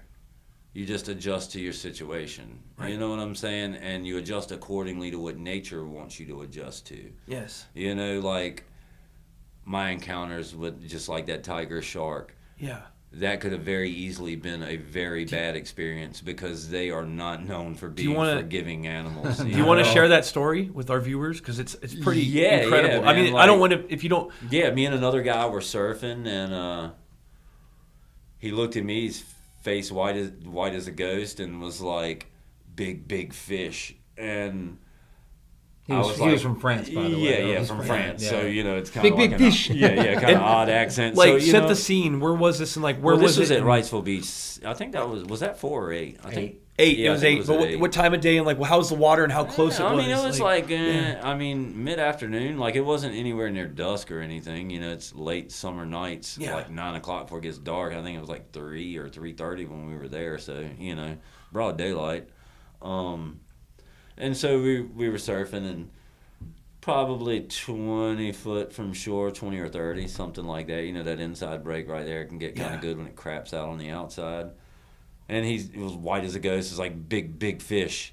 And I'm thinking, he's either seen a school of fish or like, some drum or something, because drum look really big under you, Or mackerel. Or even- Yeah. Even big Spanish mackerel that time of anything, year, So I look down, and when I look down, I see her stripes, and I'm like, oh, shit. Like, that's not good. And literally, her dorsal fin was 2 inches from my toe, And she was looking at me. I know she was. And she turned around, and I told him not to panic. And I told him to paddle towards shore lightly. And I just got on my knees and started paddling, to the right or whatever, and was just kind of trying to keep her mind focused on me so he could get on out, Yeah. Like, I've got 9 foot of board. I'm really used to the board. When she bites that board, it's going to be my opportunity to get the shit out of there. So, like, she can have it, you know? Like, I'm going to swim. But she followed me and just watched me the whole time. And there was no panic there. Like, I did not feel my life was in danger. And how big of a tiger shark was Oh, this? man. I mean, I'm on a 9 foot 6-inch board, and she was just as big as my board under me. So you know? that's ahead about That's that. a big shark. That's one bite and you're And being a tiger shark, that an aggressive could very shark. easily turn into, like, I don't think she'd eat me or anything like that, but one bite has a very good chance of hitting a vital, and I could bleed to death. One little before anybody sample helped will me. take your arm You know what off. the ironic thing? Well, this really tripped us out that day. First of all, Andrew and I, and Buddy always gets on me. He's like, don't even say the S word. But Andrew and I were talking about tiger sharks that night. Yeah. Literally that hour, because I left Carolina Beach about 4. Yeah. And we said, once the tiger shark, if you see a tiger shark, you're pretty much fucked. Yeah. That's how. And then that later that day, that guy in Egypt got eaten. Yeah. I seen that. I seen the video, which was gruesome. Oh, it was horrible. Just like Jaws, But and I hate that because Yeah. that's what videos like that are what'll call for a culling of sharks, and like Yeah. sharks are not the problem, But- people interfering with them are the problem. You said something to me that day on the phone about that, about how just I was so in awe of your. You've actually, dude, you've helped me a lot with life and what I've been. I'm not trying to sound sappy, Oh, but yeah. I've had a lot of loss in my family lately. Yeah. And you said something that stuck with me that night about just being grateful Yeah. and aware and showing gratitude to the ocean no matter what happens. Because, I see trash, I pick it up. yeah, I see a fish in need, I help it. Right. I see a seagull in need, I help it. I see a person in need, I help them.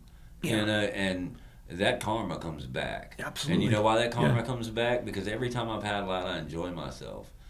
There's never a time where I paddle back in disappointed. Right. I don't feel ashamed. I don't feel invalid. The feelings you feel on a day-to-day basis, working, especially like where I work, it's high-end. So I'm dealing with millionaires every day. So you can very easily feel like you're being talked down to being the help. Yeah. So like, even though what we do, I mean, hell, I'm not far off of what a lot of these people's kids probably make, a year. So either way, like, you got to flow with it, man. You've got to be just in rhythm, like you've got to be in touch with everything around you and respectful to it, and you get rewarded. And that's what nobody understands. It's not an instant reward, though, and that's what a lot of people it's not lack. instant Yeah, gratification. everybody wants in instant. ways it is, because let me tell you something. That ocean can take your life anytime she wants to. oh yeah, If you're in her, she can swallow you, and there's nothing you can do about it. And she'll take you for the rest, and that's just all there is. But she doesn't. She gifts you every time you get in it. And you're like, oh man, this feels so good. You thank her, and thank yourself, because you've done something good in life to deserve this. You know what I'm saying? Like, it takes a little extra effort to get to the beach. And I mean, you guys know, I mean, you take a pretty damn good effort to get to the beach Just to every get there. time, I don't even think about it that and way. it's Like, usually yeah. enjoyable. Yeah. And even if it's not good waves and you didn't get good rides, it was still worth going. Still worth going. Absolutely. Yeah. It just it's That's a good point. That's a good outlook, and I wish that there was Yeah, a way well, that you could bottle that up and sell it. That's a And- buddy's yeah. If I could, I'd be a millionaire. Yeah. We had the balance though. We've got Buddy. I Buddy had knows. somebody ask me today, they're like, about saving that guy, and they were like, haven't you done that before? And they're like, I recognized you from the last time that happened. Oh, yeah. And Yeah. it's like, I mean, a few people, like just this year, I know Yeah. I've probably saved 3 or 4 people, There was that day we were all out, and you, Yeah. I think, left, and there was a bad rip, and I saw Martin. Martin has a very signature paddle. Yeah. He I'm old paddles school, on his man. knees. Yeah, I'm old And, school, dude. you know, I'm traditional. The only people I've ever seen do that ever were Hawaiians. Oh, yeah. Yeah. When I was in Hawaii. Well, and if you watch my big wave riding stances, like I have definitely you can tell that I have a Hawaiian influence in how I ride a bigger, faster wave. Yeah. But because of that, I mean, they rode huge logs Yes. on these 12 and 15 foot waves that are super fast on sharp fire reef bottoms. You know, like,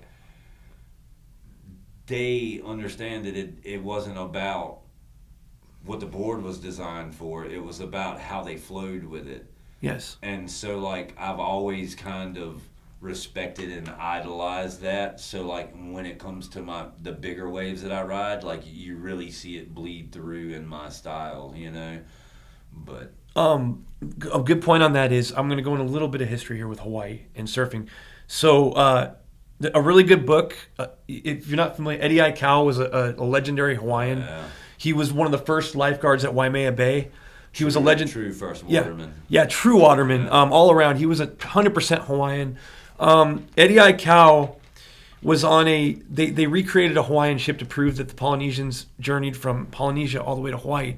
It was called the Hokulea, and they reconstructed a ship. Yeah. And they used traditional methods to navigate the ship. Yeah. On its third voyage, Herb Kane was on the crew. Eddie Aikau was on the crew. Yeah. They wanted a native Hawaiian crew to sail to Polynesia and back. Yeah. It capsized in the middle of the channel between, I believe it's, between the islands. Yeah. Eddie volunteered to paddle back to get help. Yeah. And they knew they were going to die. It was completely capsized. Yeah. He got on his surfboard and he paddled a 20-mile I channel. was getting ready to say, most of them channels are like 20, 30 Yeah. miles wide. And he disappeared. They never found him again. But I read his book, and I read it when I was on duty in Hawaii, a 24-hour duty, and I was so inspired Yeah. and filled with just this incredible passion. I went out and surfed the next day without sleep. But something in the book so the Hawaiian method is, and you're going to like this, it connects to what you just said. All right? Hawaiian surfing originated in Polynesia, and it was reserved for royalty. Yeah.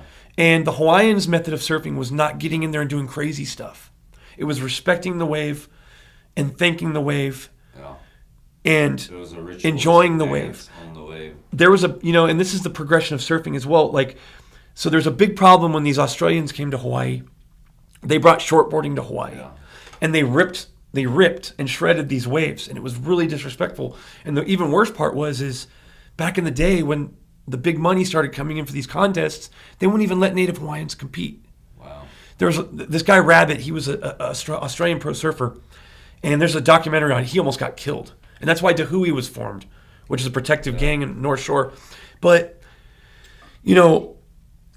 what Martin said, his style, and I think more surfers need to apply this and go back to this. It's respecting the wave and not taking advantage of the wave and raping the wave. Yeah. And that's what sure. these guys doing airs and shredding, Yeah. and now that's a normal thing. But I think we really need to focus on the pureness of surfing. Yeah.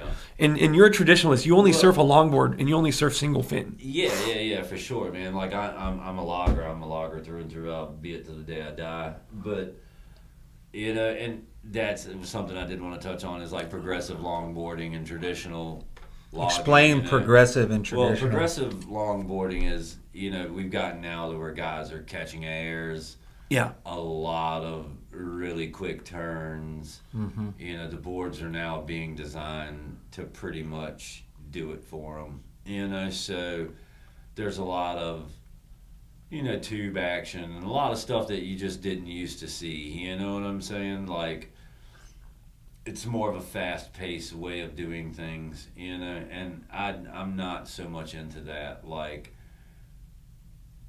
I take more pleasure in a head-high day, and just peeling. Right. Like, I want something that I can walk the board, and enjoy my time. I don't want something that I feel like I've pulled every muscle in my body and Yeah.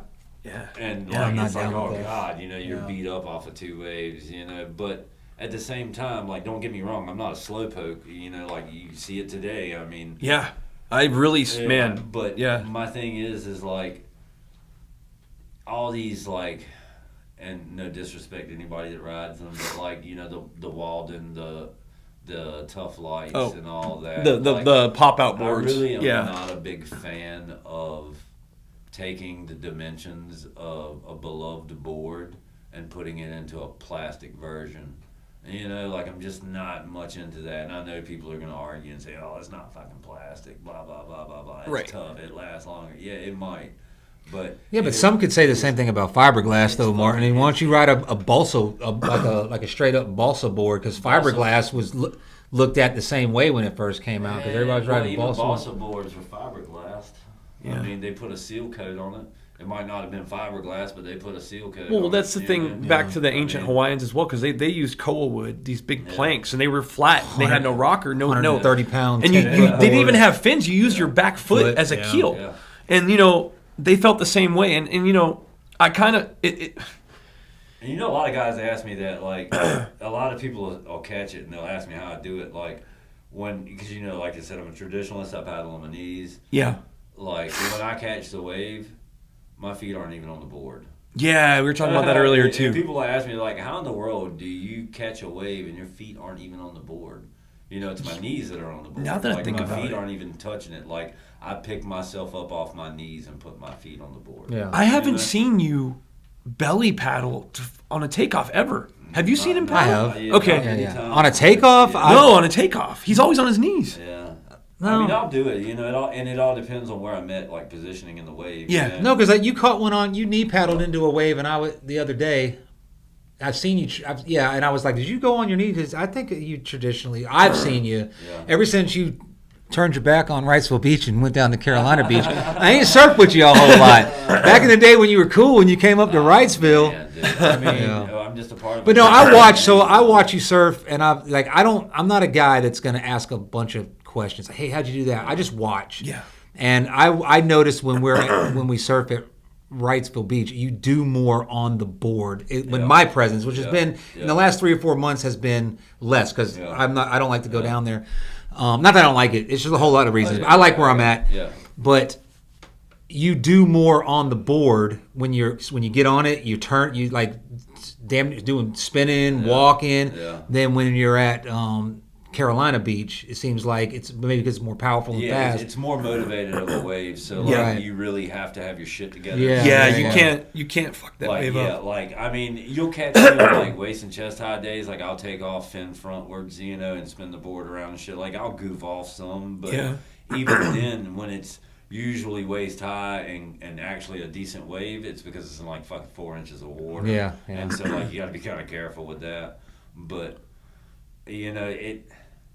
those slow waves, you can do all that goofy shit that like you think's fun and cool and you want to try, what I'm saying? Like and then you get to Carolina Beach and it's like, okay, well, I got to fucking focus. You know what I'm saying? That wave is not, you can't just go out there and cruise on it. Literally, and like I don't want to bring the hordes of people there. Right. Because fuck crowds. Yeah. You know what I'm saying? That's just me. But like honestly, the closest wave I've had to anything on the Outer Banks has been Carolina Beach. You know what I'm saying? And that's at the corner of. No, I'm just kidding. Yeah, that's at the corner. You know where That's at the intersection corner of- of fuck around and find out. Hell yeah. But yeah, But as far as the progression, I'm not like I don't get mad at the progression of surfing. I'm coming into it it. is what it When is. I got into As long as I surfing, can I'm gonna have tell my you right now, routines. I never had any aspirations of actually being a surfer. Yeah. I was just divorced. I was living at the beach. I was fishing a lot, and I was in a pretty dark place at the time. And I ran into a guy. He was like 70 years old, and he was out there surfing. Anyway, it was a bucket list. I wanted to try it, and I didn't take no lessons. It was all YouTube, and I went and bought a 10-foot board and damn near died, and it just kind of got a hold of me from there. That one experience that could have been an experience that somebody said, I never want to fucking do that again, which was what I said when I got saved. I got to the beach, but then it kept eating at my mind, and I kept kind of mind surfing the whole time, and that's never stopped. Well, and I will say, watching you guys for the time I've known y'all, it amazes me and how in the world this has not been, and like I said, I'm not for like the industrialization of surfing or the commercialization of surfing or whatever, but to see what it's done for our military vets. Oh, yeah. Like, Yeah. it is amazing.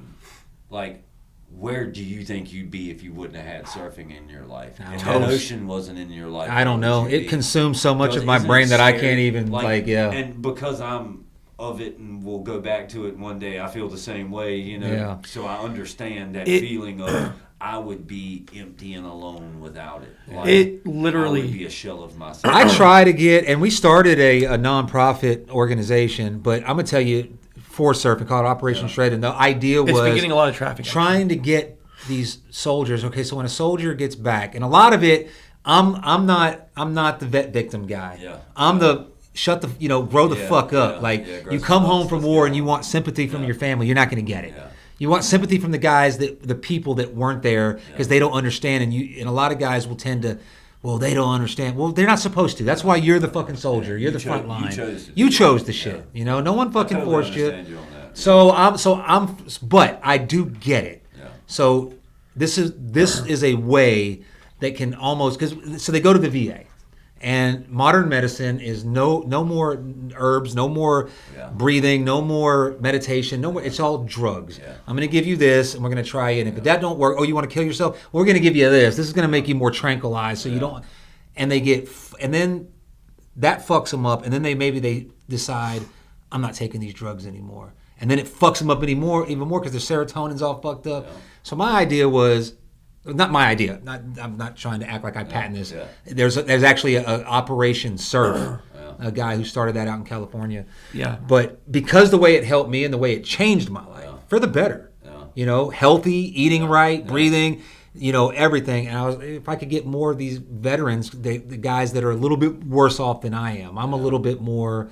I don't know, psychopathic. You know what I mean? It doesn't. You know what I mean? Totally Everybody's got. you. You know what I'm People saying? always ask me that. They're like, man, how can you, after everything in life, like, how in the fuck can you be so what the fuck ever and go on and keep charging forward? And I'm like, I'm built different. Like, it's just the psycho in me that will refuse to give up. Right. Know? And I posted something the other day, and I know I post a lot of stuff on Facebook, and probably people. I want everybody to look at everything I post, obviously, but it was about if there's 100 guys in a battle, there's 10 that shouldn't even be there. Right. Oh, What I mean? There's only like 2 that are fit to lead it. 80 are just targets. Yeah, you're just targets. So you do have different makeup. You got different guys. Never expected to get what they were going to get. Right. But that's when you run into this problem of all this rampant, real bad PTSD. It's because these guys should never have been able to filter through the system and get there anyway because they were obviously there for a sign-on bonus to get some money and some good credit and a little bit of education. And they weren't, they were not prepared. Not prepared for it. For what they. And a lot of them, it wasn't even their fault because, especially in the Iraq War, a lot of guys signed up for the military for the bonus and the college, and they signed up in a non-combat job. But when they got to Iraq, they had civilian contractors doing most of the work. So they were like, "Well, you're a rifleman first. Get out on patrol." Yeah. And now they're getting smacked up, especially in the early days of the war. So a lot of it's not their fault. The soldiers are abused, but you kind of know that going into it. But what kind of made me not sick, but what's kind of turned me off of the whole nonprofit is there are people out there that want to donate money. They want to donate money to good causes, but only if they can get a tax break. Yep. Yeah. So if you're not a 501(c) corporation, I give you $1,000. I want to be able to write it off on my tax. Now, I get it. Yeah. Having tax write-offs when you're making a lot of money is important, but I was kind of going into it for I think we both were kind of looking at it as we just want to help people. Yeah. I want to spread this. What I got, I just want you to have it. Yeah. I just want to be able to give it to you. I can't spend all of my money on it. I tell people, I got a board for you. Meet me down there. I can't come pick you up. Yeah. So that kind of turned me off. He was like, okay, I own guys that own businesses, but I got to have the 501(c), and that's hard to get. Yeah. It's not easy. What I wanted to do was I wanted to go and go to each, Fort Bragg, Liberty now, has some pretty hardcore units. It's Bragg that have been fighting wars for a long time, and there's a lot of soldiers that have, the 82nd is a tough fighting unit. Yeah. Then you got Special Forces, and what my plan was to do was to go. We wouldn't need a sprinter band, but I wanted to go to each unit and talk to their first sergeant, which is their senior enlisted, and be like, hey, I know you have a soldier and only for combat vets, Yeah. because actually we wanted to focus on combat vets because a lot of the times they're pushed to the side, and they've endured a lot for this country. And I don't care who you are. I don't care if you're the biggest Democrat. I don't care if you're a strictest Republican. There's no denying that your life would not be fucking amazing if we didn't have a military that was willing to go out and do shit just the way the world runs, okay? Yeah, for sure. So, especially with our generation, both wars were a failure. And we had the best of our countrymen and women go over there and give their all to come back here and just see how it is here. And it's just disgusting. It's very hard to exist in this world, in this country, with the amount of just obliviousness. Now, for sure. that's something that naturally your citizens should always be like that. That's a successful country that's protected. I was going to say that's what the soul. This is where we I don't argue, but this is where we disagree on that. But what do we have? We have suicide epidemics in soldiers because of that feeling. Well, we have suicide epidemics in everything. Right. And it's, you can blame it on what happened to the soldier, but, if you didn't come home to such madness, right, it would be a lot easier to adjust. You think that the guys that were in Vietnam and in World War I and World War II, you think they didn't come back with some shit? Oh, yeah. Like, they didn't talk about it. I mean, yeah, and I understand that's a different generation. People live differently. It's different. But, Yeah. like, society was different then. It was easier for you to come home. Now you come home to gunshots, sirens everywhere, nothing but misery on the news every day. Like, people that hate each other. Yeah, and it's all this hate in the world. Like, it's there's racism. hate. Racism is created by people who say that racism is bad. Like, if you stop using the word racism, it stops being racist. You see what I'm saying? Like, you need to, like, stop pushing for it. Well, there's money in it. Yeah, of course. And we're never going to get rid of any of that. No. And the good thing is that we are fortunate enough to live somewhere where we have such a positive outlet from all of it. Like, when I go surfing, I unplug. Like, that's the thing. I don't care what's happening to Trump when I'm in the water. I don't give a shit what Biden's fucking up. I don't care what's going on. I leave my phone in the car. I don't even bring it out to the beach. Yeah. And my problem is I love each and every person that calls themselves a citizen of the United States of America. I want to see the best for everyone. I don't want to see anybody suffer. I'm not an evil person. And it disgusts me what I have to see when I come home and turn the news on. Yeah. You know what I'm saying? Yep. So, like, I'm so fortunate to be able to unplug from that. And that's really unplugging. Yeah, and it's a hard thing to do, but when you find something that is such a passion in your life that it can unplug those situations and still keep you positive. Like, I go to work every day. I'm happy, man. Yeah. Like, and I'll talk to you about politics, religion. I'll talk to you about anything, and I'll tell you my honest opinion, and I truly will listen to your opinion, because I love playing the devil's advocate. I want to hear the other side of the story. That's me too. But and we can staunchly disagree. Yeah. And that's not going to make me not like you after the conversation. That's what society's about. It's about coexisting with disagreement. But that's gone now. That people don't know how to do that. No, you can't disagree anymore because it's racist, sexist, gender. I don't even know. I unplugged. I don't watch the news. Anything that I know what's going on in the world. Like, I didn't even know there was a hurricane coming, and I'm in the roofing business, but I'm kind of getting out of it. But and it amazes me. I have to see a meme. People now kind of discord from TV. Like, I know people, like family that didn't even know anything about the hurricanes, and it's like, you don't watch the news. Like, I mean, I watch the news, like, but you should, just to keep up. Yeah, you got to know. And see, my problem is I care about everybody. Yeah, so like, we're when empathetic. I go home and I see this shit on the news, or I see how Biden's doing something that I don't agree with, I think it's harming our country and our well-being, I seriously worry about these things. And I worry about them for all of us. Yep. You know what I'm saying? As long as I know I'm going to be here, I want everybody here to be able to, like, live a decent life. Like, I don't want anybody feeling like, there's some kind of worker drone and, they're about to die at any point in time, So, like, I hate that I have to live with that during the day, and I think that's what draws me to the ocean so much, is that I don't have any of that. You know what I'm saying? Like I am the creator of my reality in the water. Yes. Yeah. You know what I'm saying? Like, and it also becomes like, in that sense, being creative of your own reality is, I don't, for me anyway, I can be surfing around professionals, brand new people. I don't care if they do something cool. I'm like, right on. I don't care. I don't feel like I need to.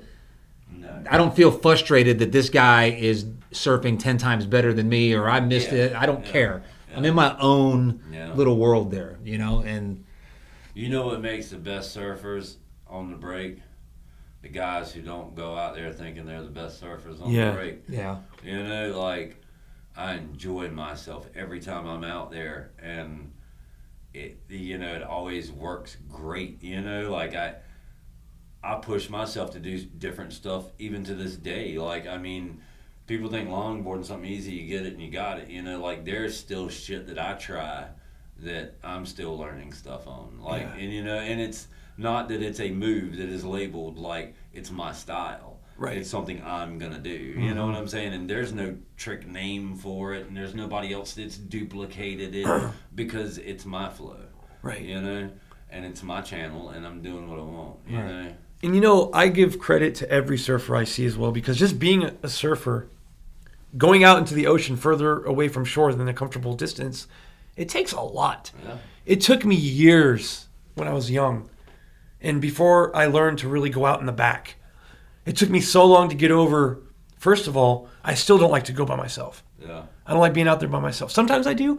It's weird because I'll get out there and I get this sense of dread sometimes and that fear of the unknown. But then once I get out there, and if I see someone else that's way far away, it gives me more confidence to go further. Yeah. And now I'm comfortable if I'm by myself. Yeah. But I still, that's just my little anxiety with surfing. But every surfer in general has, it teaches bravery, and it teaches...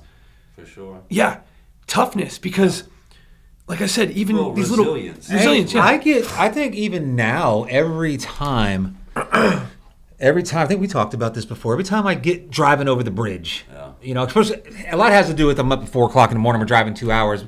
I'm excited, but then I get there and I start getting like, I don't even want to go. You know what I mean? I'm excited to go. I'm here, and it's kind of like, oh God. And then sometimes I go out and I don't even want. That's why if you ever see me, I don't ever hang out on the shore. I drop my board, I strap it up, and I go right out because I'm fighting this urge to not go. Yeah. Like almost, it's not fear. It's maybe a little bit of fear. Maybe it's a little bit of laziness. Maybe it's just, I don't know. It's anxiety. It's anxiety. Yeah. So I just go and I don't, like, even when it's cold, I don't ease into the water. Yeah, just go. Yeah. And once you get out there and you paddle out, which sometimes that's a pain in the ass and it's very tiring. Yeah. But once you're out in the back, it's kind of like everything goes away, and 3-4 hours goes by like that. Yeah. You know what I mean? And you're like, glad you did it. Yeah. And I'm just like, oh my God, what was I thinking? Exactly. And it's like that happens every time. So. Yeah. It kind of goes back to, I'm going to bring up Laird Hamilton again, because Laird Hamilton, I wouldn't say he saved my life or nothing like that, but I read, when I discovered surfing, he was a big influence. Yeah. Not just his water stuff, but his whole life mentality, the way he eats and trains and all that stuff.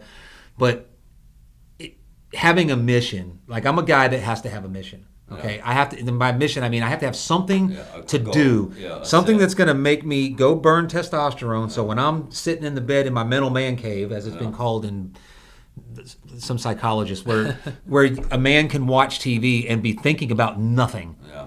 Your wife or girlfriend can be like, "What are you thinking about?" Because women are always thinking about shit. Because we're rebuilding our testosterone. And if I go 3 or 4 days, which I did last month, I really didn't have a mission. My money was there, my bills are paid. I didn't have to get up and do anything. Crazy too, didn't it? Yeah, drove me nuts. It made me irritable. Yeah. Yep. It made me snappy, and everything got on my nerves a little bit. Yeah. So it was like I kind of thought, at this point, I only had like a month till hunting season starts. Because when the hunting season starts, I'm busy. Yeah. And I'm counting down days. I'm at like 82 days until November 20th now. I get to go. This guy goes all out people can talk shit about Buddy hunting. Nobody, they're hating because they hate this dude. He really, I met Buddy before he moved to Texas, and he came back, and I'm like, yeah, whatever, he hunts. No, this dude was out, I think, he either on public land or private land. Yeah. Because the public land closes. This dude was out. I think you missed 2 days, 3 days in the whole season. Maybe. Yeah. Maybe. Didn't even surf. That's the thing. When I'm surfing, Yeah. this is what I'm worried about. When I'm hunting during hunting season, I don't go surfing. Unless maybe because usually I've got to work on Monday and Tuesday to make enough money to hunt the rest of the 5 days, so I don't go surfing.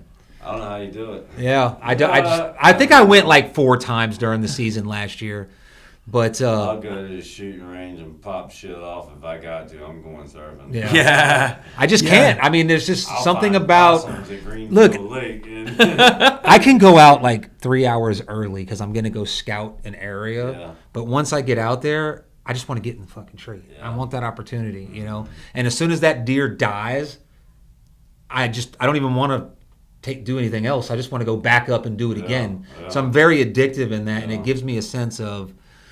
Yeah, and I'm worried about getting down. Now, when I'm surfing, I don't care about hunting. Yeah. You see what I'm saying? Yeah. So I'm worried Yeah. about being down in Popoyo and literally surfing, fishing every day. That's all I got to do. Okay, I But probably you will. can I probably spearfish. will get inside some type of business down there. Yeah. It's just the way my brain works. But I'm worried about not wanting to come back for the hunting season. well, and I mean, you could always get into spearfishing. That's what Yeah, I'm talking well, yeah, about. I've been looking into it. Hunting. Yeah, I've been Yeah, looking that's into it. like- I'm going to, I know a lot of people that have really gotten into that. but I deer hunt. Yeah. I don't. I look at.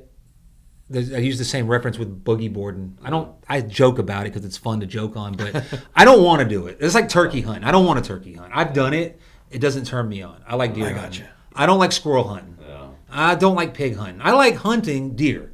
I don't like just hunting. You see what I'm Yeah. saying? So when the day calls for, okay, the waves are shitty for a surfboard, let's get our boogie boards. I'm like, yeah, maybe for 1 or 2, but I'm not. It doesn't turn me on. Like if it's a head high shore pound, I'm game for what the fuck ever. But it has to be really clean.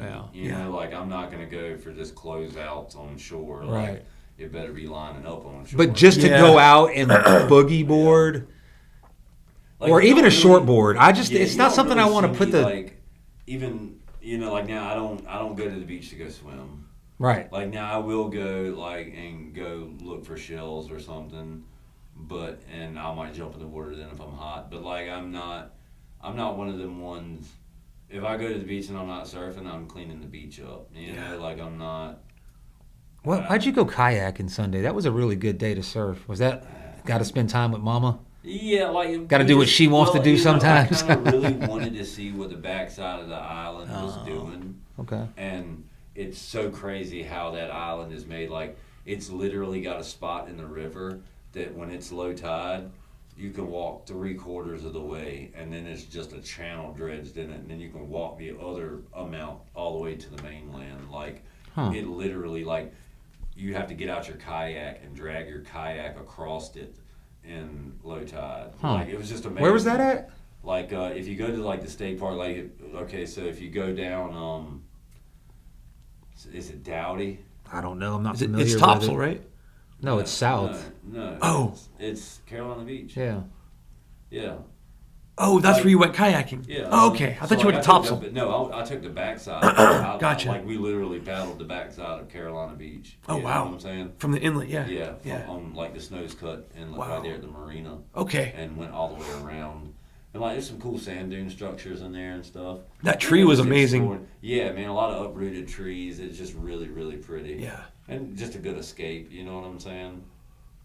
But yeah, I just kind of wanted to know the area too because, with a ski and in wintertime coming bigger waves, it'd be kind of nice to know like if I was to put in on the backside of the island, how bad is it to get around to like the cove? That pass right there, yeah. Yeah, so like I got to paddle. Now I know the shallow spot. You know what I'm saying? So I know where I need to be. So like being on a kayak, like I was constantly feeling how deep the water is everywhere I was at. So I know how deep on low tide the water is. So I know what I can and can't do.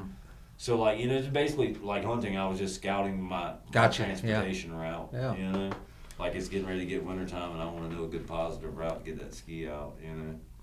Hell yeah. Isn't there a place down in Carolina Beach called the Cove, a surf break?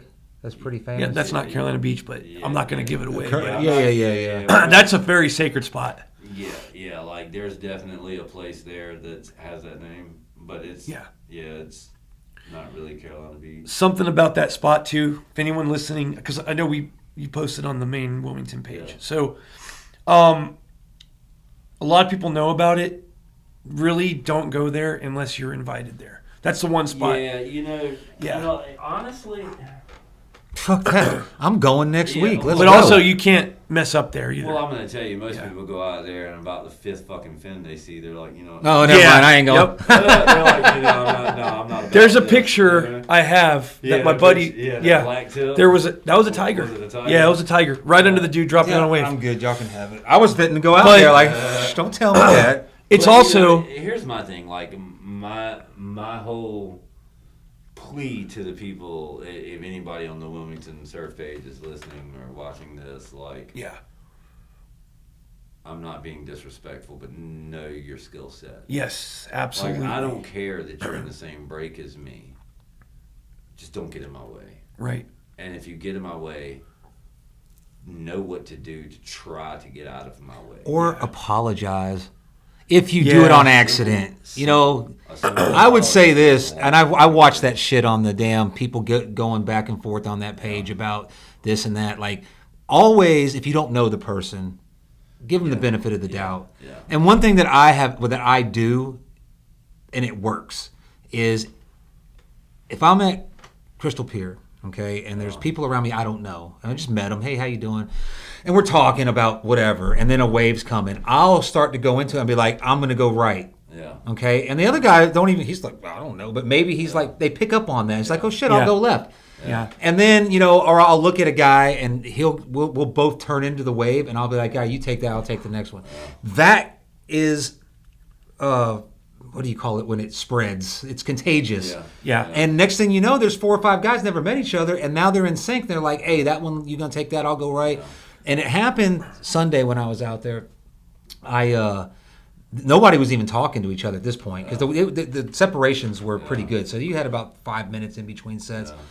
And I just turned and started paddling. The dude was like, you going right? I'm going to go left. And it was just like, so sometimes just that can be positive. And maybe there was a guy out there that never heard it. Maybe because one of the guys looked new. He was on a short board. Yeah, some people don't know. Something they don't know. See, my thing is like, and I think we kind of all focus on the people who don't have the skill set. Right. And we like to blame them for all of it. Kooks. But let me tell you something. There's some guys out there that I know got 20 years experience on a surfboard that need to learn some fucking act right. Yeah. You know what I'm saying? Like, yes, and for that's sure. just the way it is. For and sure. You're going to always have that. So, like, my thing is I'm deterred anywhere that has over 10 or 15 people in a break. Right. So, like, I'm fortunate that the spot we typically surf has multiple bars, so it's a little more spread out that way. Yeah. And you can always, if they group up in one place and follow you, you can always scatter out a little further and, kind of find your own lineup. And that really typically draws me away from Wrightsville Beach. That, and honestly, I am a fucking cheapskate, bro. That's a big thing, yeah. That's the That's dumbest shit ever. Yeah. I clean your beach up when you're fucking tourists that you love to drain every bit of their money out. When they trash the beaches up, I'm there to clean that up. Right. You know what I'm saying? Like, But that stops now in a couple of weeks, right? 2 weeks. Halloween, but don't is it Halloween? Yeah, Halloween. no, you still have to pay the park all year, don't you? No, don't put it in because they're the only ones actually that aren't like that. Because Carolina went to all year and so did Topsail. Topsail's all Here's year. the thing, man. I want to put this out there for everyone listening who's a surfer. All right. Every person who surfs has a right to be out there. Yeah. All right. Some people who live there need to remember that they're very fucking privileged to live there. Yeah. And it's not their beach. All right. No, surfing belongs to nobody. If anything, if you really want to break it down, if you're not Hawaiian, you shouldn't fucking surf because in this day and age, that's cultural appropriation. But that's I'm just being the devil's advocate, okay? Right here in your face on I'm that playing that card. bullshit. No. You know what I'm saying? Yeah. I'm pulling all aspects. Yeah. However, Is Biden in your contact list? Yeah, right. fucking check this out. I should have said I don't even know what cultural. There is that's- probably No, I'm so just many saying. people Cultural listening. I'm That's trying like- to appease to everyone, Yeah, and like we have that people. fucking asshole No, there's doesn't people like listening mine. that probably think like that. Okay, Well, fuck them. but listen, Change the channel. it's very easy. It's just like using your fucking turn signal. A common courtesy that lets the world know you care about the safety of others besides yourself. All right? It's not hard to look left and right before you drop in, regardless of your skill level. Yeah. And if someone's already on the fucking wave, there's plenty of waves. All right? It's okay to sit there and be patient. Yeah. That's another thing we've lost with this generation is patience. Yeah. And I don't Yeah, blame for them. sure. So Well, like it goes back. It's, to I think it's gratification. America now. Patience. the world. We It's are the the world. hard. It's the internet. Americans work I won't say the hardest. They work the longest. Yeah. They make the less money. We're talking about globally here. Yeah. Like when you ask an Italian or a Norwegian, how many days of paid vacation do you think that we get in America every year? And they'll be like, I don't know, 3-4 months. And they're like, yeah, you're entitled to like 2 weeks, maybe. And you're not even entitled to that. Not until you That's have like a year employment. and they can't believe it because they are entitled to like 3 months or 2 months or something like that. And it's paid. And they're business owners. Like I think it was a Michael Moore documentary actually, who was a guy that a lot of people don't like. I like him, even though I disagree with almost everything he says. Yeah. I think he's genuine in his disagreements with me. But they actually have caps on how much the lowest paid employee can make based on the highest paid employee. So if you want to be a CEO and you want to make $20 million, well, then your lowest paid employee's got to be making like $2 million or something like that. Yeah. But we Americans now, I think about it and I get depressed. I see people in Walmart and they're happy as can be with their life, but I get depressed by looking at their life. They're going to jobs that they fucking hate 6 days a week. All right, they're eating poison and they're stuffing their. That's why they're 35 years old and they're driving around on a cart because they're too fat to walk around, and they're impatient with everybody. They think that Walmart exists for them. They're open for them that day. They're trying to steal. In instances, I'm not saying everybody doing that. I go to Walmart and they're in your. Look, if you're in public in your pajamas.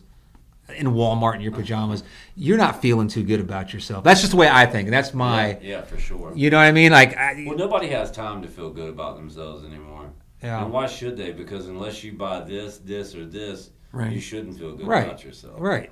And that's society. you're working to You know, pay it sucks, bills. but- Yeah. That is it. And I'm feeling it. I make pretty good money, man. I do. I mean, compared to like people that I know, even when I'm working full time, I look at and sometimes I feel like people might think it's conceit or arrogance for me to say, how the fuck are people living on less than $10,000 a month? Yeah. When there's people out there that are. Oh, but the struggle is going, like having to watch and I stress about money. So if I have a bunch of bills piled up, I want to, I think like a poor guy. Yeah. I got to pay my debt off. Yeah. A rich guy, he's got debt everywhere. He's got his money, but I still think like a poor person. So it stresses me out, and I'm just thinking, I don't want to live. That's one reason why I'm going down south, because the cost of living down there where I'm going is about 70% less than it is here. Yeah. Wow, that's nice. And that's my thing, man. Like, I don't know. I try to escape all of that. I don't give in to the new trends.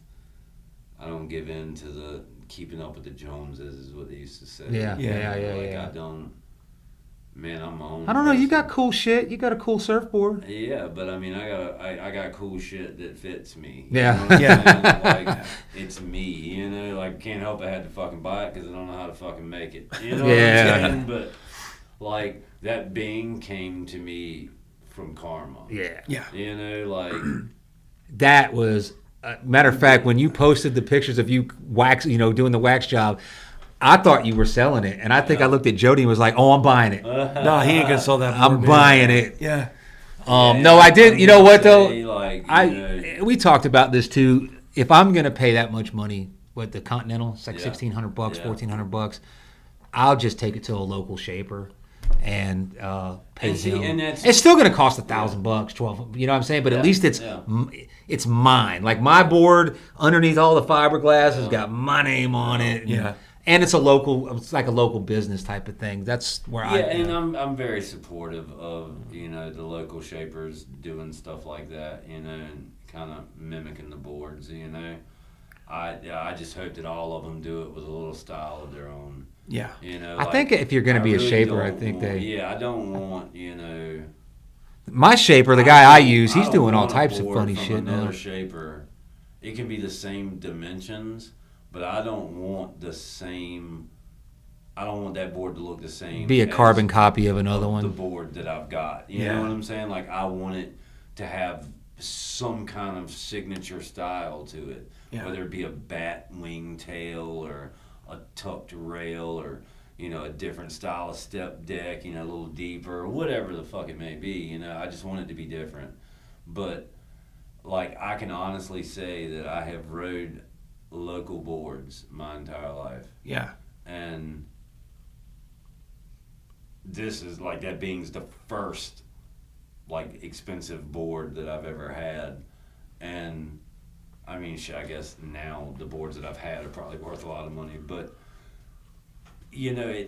my skill set's the same on that Bing as it is on. Gotcha. Yeah. Yeah. So that's where it kind of comes down to you. If you like, I love my board. Yeah. I think I got 7, 8 boards. I typically will only ride that one unless I'm riding a foamy when I think that it's just a shitty day and the waves suck. I'm gonna ride the foamy. Yeah. And see, when you see like big quivers, you got to understand like guys like Joel Tudor that's got 12 or 13 boards in his quiver. Like those boards are for different conditions because where he surfs are totally different conditions in one place as opposed to another. Right. Yeah. So like that board is useful. We have the same condition almost all year long. We basically have 2 conditions: summer conditions and fall and winter conditions. Right. So like you don't really need so much variation in boards. You need to focus more on perfecting one board. One board, yes. And then once you've got that board perfected, when it comes time to have to use the other board, be good on that one too. You know, like I understand you do need to know multiple board setups, but just like that Bing, you can make that Bing ride totally different with the different style of fins or, with different size fins, See, So that's where I'm guilty because I have a million but here's my reasoning for me. I like, have a fucking problem with it. Like, bro, if I had $1 million, dude, you would have I to got- ban me from that's the whole riding. I got reason, surfboards I buy just because I want them. Yeah, you Yeah. want them. You're never My- gonna fucking ride. Yeah. You're like, oh, bro. It's I like that gotta fucking butternut. have Yeah. this, Yeah. and you're My whole never reasoning gonna ride. is, and this is a toxic trait that I need to kind of get under control, is I couldn't, like my parents could never afford shit like that. Yeah. I never was able to pursue any of my hobbies when I was little because we couldn't afford it. So the only reason I learned how to do shit was from the kindness of others. Yeah. Learned how to surf because my buddy's dad let me ride his longboard. Yeah. Took us out there and pushed us around. My aunt took us camping at the beach, and I was on she got me a little $15 used wetsuit and a fucking $20 boogie board. And I spent 2 weeks, on shore break. Yeah. And but my thing with surfboards is I'm really big on the hand shaped and like I'm having a board made for me. Yeah. But if I see one like that Jacobs is to me, that's like I was so happy to get. I that almost board. bought it. Well, and my thing is like you go to these local shapers, and you say you want that board because it was made for you. It's got your name on the stringer. The only fucking thing Don't about care. that board that is you is that fucking pin name on that stringer because none of those designs. He didn't weigh you. Yeah, true. He didn't He asked you what your dimensions- Well, no, he did. My guy did. My guy did too. He asked me all those dimensions. Yeah, Yeah. he did. Yeah, Like, he Jason asked Meyer you- from he did Quiver ask you Concept. all of- Yeah, he asked me all the your questions. dimensions. He asked me how tall I was. Yeah. He asked me how much I weighed. He asked me a bunch of questions, And see, then that's good. And That's then good also that he does asked that. what I wanted out of the board. Like Yeah. he was like, I said, look, he'd call, he'd say, you want concave, you want a nose ride. I said, look, I just started surfing, man. Really, I'm buying this board as a fucking like it's gonna feel good.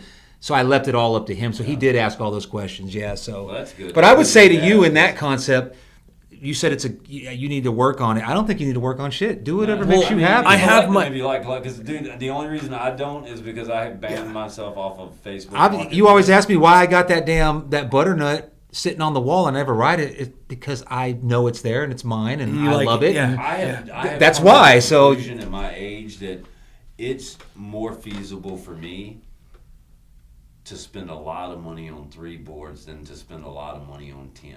Yeah. So like Gotcha. my next goal, being Copeland, if you're out there, you can throw me a hookup on this.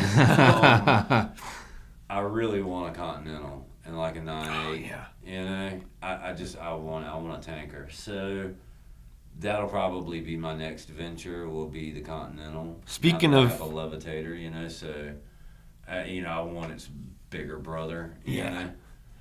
Hell yeah. That's a nice board. There was one for sale. It was $1,100. They got the silver Continental at CB Surf Shop. Yeah. They want like $1,600 or $1,699. Why don't South- you fucking? I'm sorry. Why don't you make one? If you can do all the shit you can with cams and Well, motors I and can make a surfboard. It's just. do you have a garage? Do you have a Yeah, place where you could yeah, set up and do yeah. it? But glassing And I is- have actually talked You to take some it to guys Savage. about that, and like Yeah. like I've gotten the hookup from the guys at Green Room, so like I can buy blanks if I want to at a fairly good price. Yeah. I honestly don't have the time. Gotcha. Yeah. I mean, It I is. work Yeah. all the time, and then when I'm not working, the only thing I can focus on is surfing. Like honestly, I always hated it for the shapers. You know, like Roscoe Hunt. If you're out there, you're like one of the best. Like these guys bust ass to shape these boards and pull these boards out that are quality, awesome fucking boards. Like Gale Force glassing. You know, Roscoe, all those guys are fucking awesome at what they do. And they miss so much being in there, breathing in these fucking fumes. Oh, yeah. covered up Toxic fucking- And I'm gonna tell you hell. right now, you're Yeah. not the money. Yeah. So I looked at this because that's the way my brain thinks. Yeah. So I'm thinking, what can I do? I want to make my own surfboard. Maybe I can make them. Maybe I'll become a shaper. Maybe I'll become friends with a guy and he'll teach me and I'll be an apprentice. Then I start breaking down the cost and the time. Yeah. Yeah. So I know what dude paid for the blank. Yeah. Okay, I know what he paid for the glassing and all that stuff, Yeah, you're gonna and I pay know like what I $600, paid, and he made like $700. $350, Yeah. and he put a lot of hours and time. Yeah. I was like, no, you have to be making like 20 boards a week at $300 profit Bro, to you make it can't worth do it. and No. can't do And you can't do it. Demand is So you're doing it way, because way you too love much. doing it, Yeah. you know? Yeah, like, and that if I was to ever shape surfboards, it would be for my tribe. Yeah. You know Yeah. what I'm saying? And people. I that told you, know. I'll Like, buy the material. I that's said it, I'd you buy know? two sets of 2 blanks and stuff, and you make 2 boards. So at least if you never do it again, we Yeah. both get some fucking Yeah. low cost Yeah, boards yeah, out of it. yeah, Remember, yeah. I'm always hustling, baby. Yeah. Yeah, you know, and I mean, I have thought about that, and like when I get older, Yeah. I think I'm not old already, but Well, you can come down to Papoyo. yeah, that's what I'm saying. I'm gonna go there. I'm gonna find me a nice fucking house there, like something cheap, something good, something with a And roof. you shape surfboards down And there. that's what I'm gonna do, bro. 'Cause you know what they smoke do? A lot of fucking weed and shape surfboards. You know what they do is Eat fish and fruit. They sell Yeah. these shaped surfboards and then they ship them to wherever you. So Yeah. if you're there on vacation, you can go. Like Robert August was doing that Yeah. down in Tamarindo. You can go buy a board, pick it out, and everything, and then they would ship it to you in the United States. And a lot of people would go down there and be like, "Oh, I love surfing. Yeah. I'm gonna buy my own Robert August board and ship it to Colorado." Well, now you can probably find that thing on Facebook Marketplace for $400 or $500. Yeah. For sure. You know what I mean? So Yeah. that's what I look for when I'm Yeah, buying it's- boards. You know, and it's amazing. Like it blows my mind. Like the difference in pricing in surfboards now as to what it was when I was younger. yeah. You know, like I can remember thinking a $500 surfboard was just. I'd never, ever make enough money to afford a $500 Yeah. surfboard. And now these pop outs are 1,000. Yeah, like bro, you got to be kidding me. Yeah. When a 6.0 costs you fucking $700. Yeah. Like what the fuck have you got in that board that makes it worth $700? Well, I think that what they got in it is shipping, handling, labor, insurance. It's hype. It's status. Well, I'm sure there's probably like on a Firewire. Yeah. I would go as far as to say 10% of that price is Kelly Slater Firewire Yeah. or whatever. Look at the Mayhems; those things are hot shit with all the rippers. Yeah. But but when you look at what goes into, I got to produce 10,000 boards in order to turn a profit and get my investment back. Yeah. Okay, when you see when you start laying it out, that's what I said about. Oh man, I'll shape surfboards and make some money. $1,000, I paid $1,200 for this board, and then you start looking at not just the cost of the materials, but the hours you put into it. Yeah. You've got to make at least like 30% back. So now maybe if I got Kelly Slater riding my board that I'm shaping, maybe I can make 40%. You know what I mean? So it's commerce, man. And in the whole time that's being done, people are working. Well, and people here's are my feeding their thing. families on even it. the guys who didn't want to have a fucking job and wanted to surf.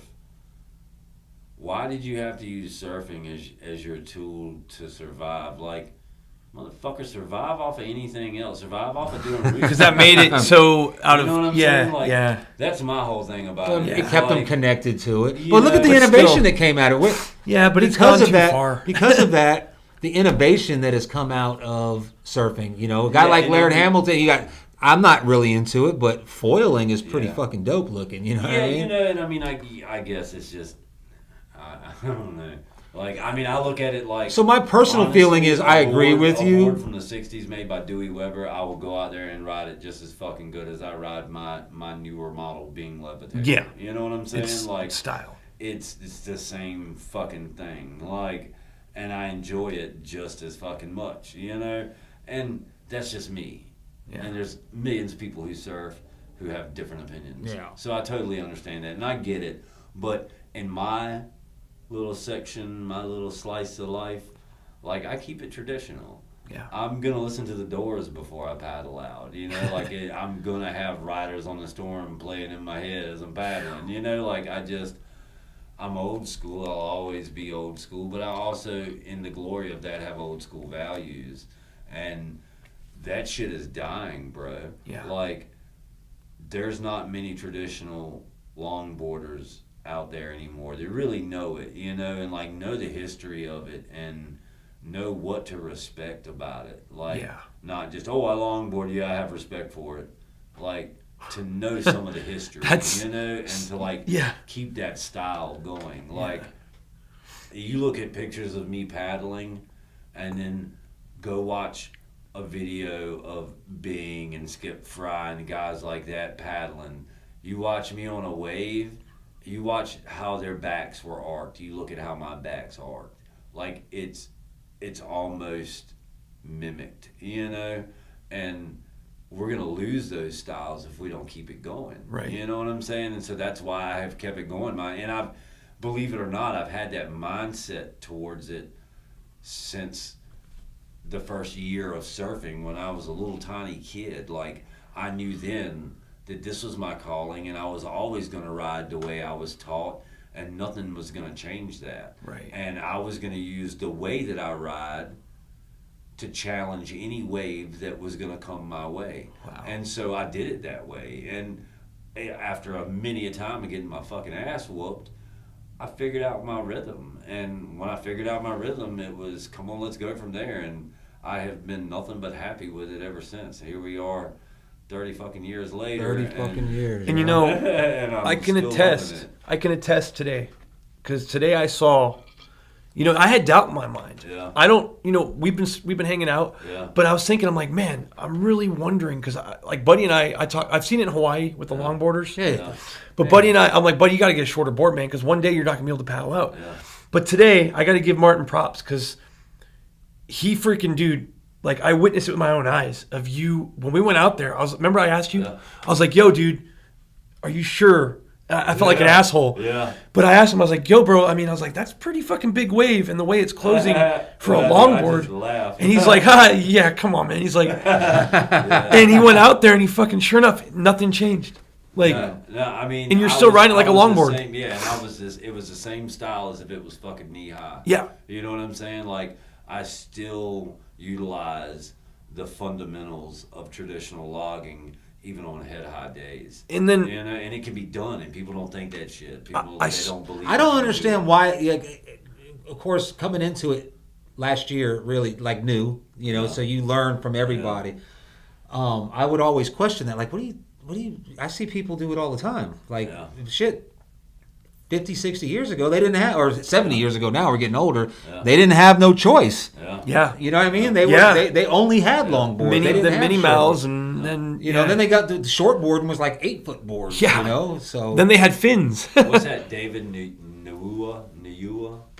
He was a 60s surfer, and like he was one of the first ones really surfing what they then called a short board, which is 7-8 foot. Yeah. But like this motherfucker, man, like he talking 20-foot waves, and this guy was doing it with style. yeah. You know what I'm saying? On like a 10, they were like 10, 11, 12 feet. Yeah, you know. I was like, reading a book, it's called Nat's Nat, and Nat's Nat, and that's that. I forgot the guy's name. He's an Australian surfer, but he's talking going back to the 50s. Yeah. We got, the balsa wood board, 12 foot, lightly laminated, all this stuff. And I'm thinking 12 foot. And these guys are, the waves in Australia hadn't gotten, they might have shifted sandbars, but they're not like, they weren't surfing smaller waves back then. They were surfing the same waves. Yeah. So. Today was very, very unique. You talking about Nat Young? Nat Young. Yeah. So I go to Wrightsville after Carolina Beach because our session started at Carolina Beach. I got fucked up by a jellyfish, like the worst. And those, I want to talk about, those were weird. I've never seen jellyfish like that. I've never seen any with like flower patterns. And they were huge. Oh, wow. Yeah, dude, they were. I ran into some that were that big. Yeah. They must have got And they had blown like in. neon flower patterns. Yeah, around and they were stinging. Usually that kind of jellyfish, you can they pick it were up and it won't white hurt you. Yeah. dude. But so I went to Wrightsville. I went to, out of all places, Crystal Pier right at like 11. But it was a very interesting day because the waves were fucking massive. Like Kai, if you're out there listening, my buddy Kai, he's native Hawaiian, and he boogie boards North Shore. Like he knows Hawaiian scale. Yeah. And when he came out, I saw him drop on this huge wave, and there was a kayak. A guy, I think this guy might have been disabled actually. Yeah. Like strapped into a kayak, dropping in on waves on a fucking I seen that. kayak. I've seen him in Hawaii doing Yeah. surfing on kayaks. But we're not talking like waves. We're talking Yeah. like gun-sized waves that have steep faces and are closing out like fuck you closeouts, all right? And I saw Kai take that wave, and it was the last wave he took, and that dude was just hovering. And it was like, so a grown man on a boogie board, picture a grown man on a boogie board on a wave. There's about 5 layers of that in that wave. So that was a good 10, 12-foot wave, all right? And then I saw that kayaker, and this blew my mind today. I've never seen this at Wrightsville. A longboarder, sorry, my throat's been swollen all day from that damn, I did have a reaction to the jellyfish today. Yeah. I guess the Benadryl's wearing off, but I saw a young longboarder, take a pretty damn near overhead, about 4-foot overhead, sunk that tail and was fucking nose riding. Yeah. All the way down the line. Yeah, you can trim the top of big waves. That the shit thing blew- is you yeah. slow down too fast. So Yeah. a lot of the times you have to actually throw your hip down, and it'll slide it off the top and kind of speed it up, and then you dart back up. Yeah. So it's the whole time you're on the nose, you do this number, and it works. It's pumping it kind of like you do with like the waterborne adapters on skateboards. It's kind of the same thing. You're just power pumping. It looked so cool though, because it looked like they were going freaking along a mountain, dude, Yeah. just a wall. Yeah. And everyone, you could see when that whoever that surfer is, if you're out there, that was freaking the coolest thing I've seen. Everyone on the entire beach was like, "Oh, whoa!" Yeah. Because I was standing by the lifeguard tower, and like it just looks so cool. Yeah. And I've never seen someone nose ride in person Yeah. a wave that big. Because Yeah. the dudes in Hawaii, these are big islanders. Yeah. They ride that longboard like they're just trimming. Yeah. They're not doing the nose Well, that's riding. where you get like the gliders, Yeah. like the pointed nose longboards. Yeah, That's where they but come it was from. just I can still picture it, dude. Yeah. It was just so cool to see that, and that fully convinced me about what you talked about tonight. Just maintaining your style in any wave Hell yeah. Yep. and mastering that. And board size, like, yes, there comes a point in time where, this board's not going to work. right, And you can't get have closed to down on a fix it. board. And But I will say around here, majority of your days can be done with one board. Right. And Yeah. it's all on your style, what you want to do. yeah, And I'm the same way about a fish. Like, I think, you know, you can go out on a double overhead day on a fish and have a fucking blast, even though most people will tell you, man, you don't want to fucking fish out there in a big wave like that. That's you know, loose. You want something like a thruster or something to get you on through there. Andrew was out on the fish today Yeah. on that big surf at Carolina Beach. Yeah, and here's my deal with a fish. Like, a fish to me stops being a fish when it's over 5'12". Yeah. It's Like 6 foot, maybe. yeah. Maybe. After that, typically to me, old school me looks at fishes as like the originals were. They were called knee boards, you know, and they were really short. They had glassed on fins. Yeah. Most guys rode in a drop knee position or rode them on their knees, kind of like a hydro slide. Right. And I can remember as a little kid seeing the guys surfing them, and then that really kind of faded away and kind of grew into fish, which were the same basic design and really short, but a lot of volume so that you could have fun on a smaller wave, you know? It's basically like, I described riding a fish because I got that little fish It's that a I short had. longboard. It's like riding a skateboard vert in the wave. Yeah. And you can do the same thing. It really appeals to, you can do the same skateboard moves and it's so loose. Yeah, It's like yeah. riding with trucks. Yep. Yeah. But, you know, that to me, like, I really like fish. Like, it's just, they've always intrigued me, that really short board like that, because it's just, I enjoy doing some wakeboarding and stuff. Yeah. Oh yeah. There you So, go. like, you know, riding a fish is a lot like a wakeboard. Yeah. You know, it's just so small under you. I've never. It's just ridden one, planes so and you I just, don't know. yeah. Yeah, just, like, it just Yep. takes nothing but to, like, push your heel in, and it's like, shoot, shoot, shoot, shoot. Yeah. You know, it's so nimble. But, they're fun. yeah, they're definitely fun. But, I mean, you'll very rarely ever catch me on anything that's under 9 foot. Yeah. You know, like, if you catch me on anything under 9 foot, it's because it's 8 foot and it's a big wave gun, and it's because it's fucking 15 foot to 20 Yeah, foot. You know, like, that's going to be the only way. Yeah. Well, fellas, we were at 2 hours and 15 minutes. I know you Oh, you driving shit. back tonight. Yeah, I got Yeah. I'm going- He's I Marvin. got Martin's an got hour a and a half Marvin. Are you heading out in the morning? Yeah, I'm definitely planning on it. Like, I'm hoping to see what the conditions are going to do. What about Yeah. Thursday? Yeah, definitely. Thursday's got the red Orange. mark. Yeah. The Yeah. red, like, don't go. Yeah. I've got the guns. I think I'm gonna bring. Honestly, I think I'm gonna bring the gun tomorrow. Yeah, it all depends on, like, where, you know, because I got a feeling Thursday is going to be a ski day. Like, you're going to have to get out on a ski. I don't Yeah. think you're going to Jump off the end of the pier. That's another cool thing too. That's another element of surfing I haven't tried yet. I think it'd be awesome because there's been days where quick, easier way Yeah. of getting around, man. there's been so many days out here where I've looked at a section and Kai's been out there. We're the only ones out, and it's wintertime, Yeah. and he can get there because he's a freaking dude's amazing in the water. Wow. But the rest of us are stuck on the inside wondering how to get there. Yeah.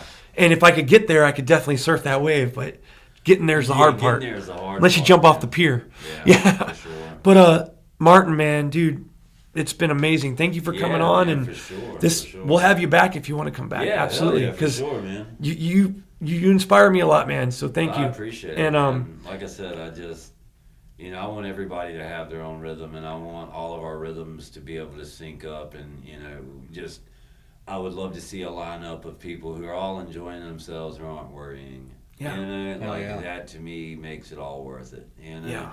So, it is what it is. Yeah, man. Yep. Well, again, appreciate you coming in. Yeah. I'm glad You to know know it, you. you know it, Glad we you know linked it. up Oh, on. yeah, for But sure. that's another Oh, yeah. good thing about social media. Cause Yeah, man. I'd say That's it's, how I it's met- done some good. It that's really doing has. some good. Yeah. Yeah, So- for sure. We got to do the old podcast and from spiel. well, no, it wasn't social media. So from Martin, and then trying to think of how the whole crew got together. Then we met Mike Mike. Vargas, Yeah. which led to Nick. which led to Andrew, and It was actually, funny thing is, it was that day when you and I had started the day. Yeah, and we went all the way. You talking about the day we went down to Carolina Beach when we met Andrew? Is that what you're talking about? Yeah, so Martin and I had started the day, and Wrightsville that's when my arm went numb. It was being weird. Wrightsville was big, but it was really, it was nasty. it was still cold outside. Yeah. So we ended up going to Carolina Beach, and we met Nick through our buddy Mike, which is crazy because the reason we met Mike is he walked by Buddy, and Buddy said Santa Cruz. Yeah. My son was wearing a Santa Cruz shirt, and he asked, "Are you from Santa Cruz?" Yeah. And he ends up being from an hour and 20 minutes north of where I grew up. California guy. Yeah. Anyhow, Yeah. so Hey, you from there, bro? We had our wetsuits on and we went Mike's out. awesome. We went out to look at the waves at Carolina, and Andrew lives right there, and he saw us, and he said, he just walked up and he said, "Oh man, I seen the wetsuits, so I figured surf." And where we surf, there's nobody else surfs there. Yeah. So to him, it was kind of suspect seeing dudes he'd never seen before. Checking out his break. It's his Oh, break. yeah. But so he Fucking came live out. right there. He came down, and next thing you know, we all surfed together at Wrightsville, Access 4 that one morning. Yeah. And from there, and it's just we always go out. We create our own lineup, and we just have so much stoke, Yeah. It's so much always energy. fun, man. Yeah. Well, you guys tear it up tomorrow. I'm going to do some scouting, check some cams tomorrow.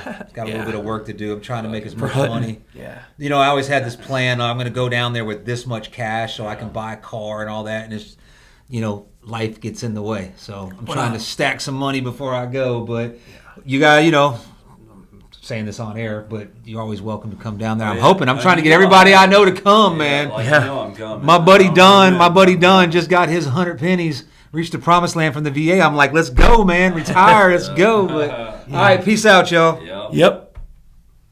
All right, I think we're off. Hold on. No racist comments, Brennan. He's a whole Stop live stream. Oh, stop. There we go. Yeah. What did I say on that? Oh yeah. Hell yeah.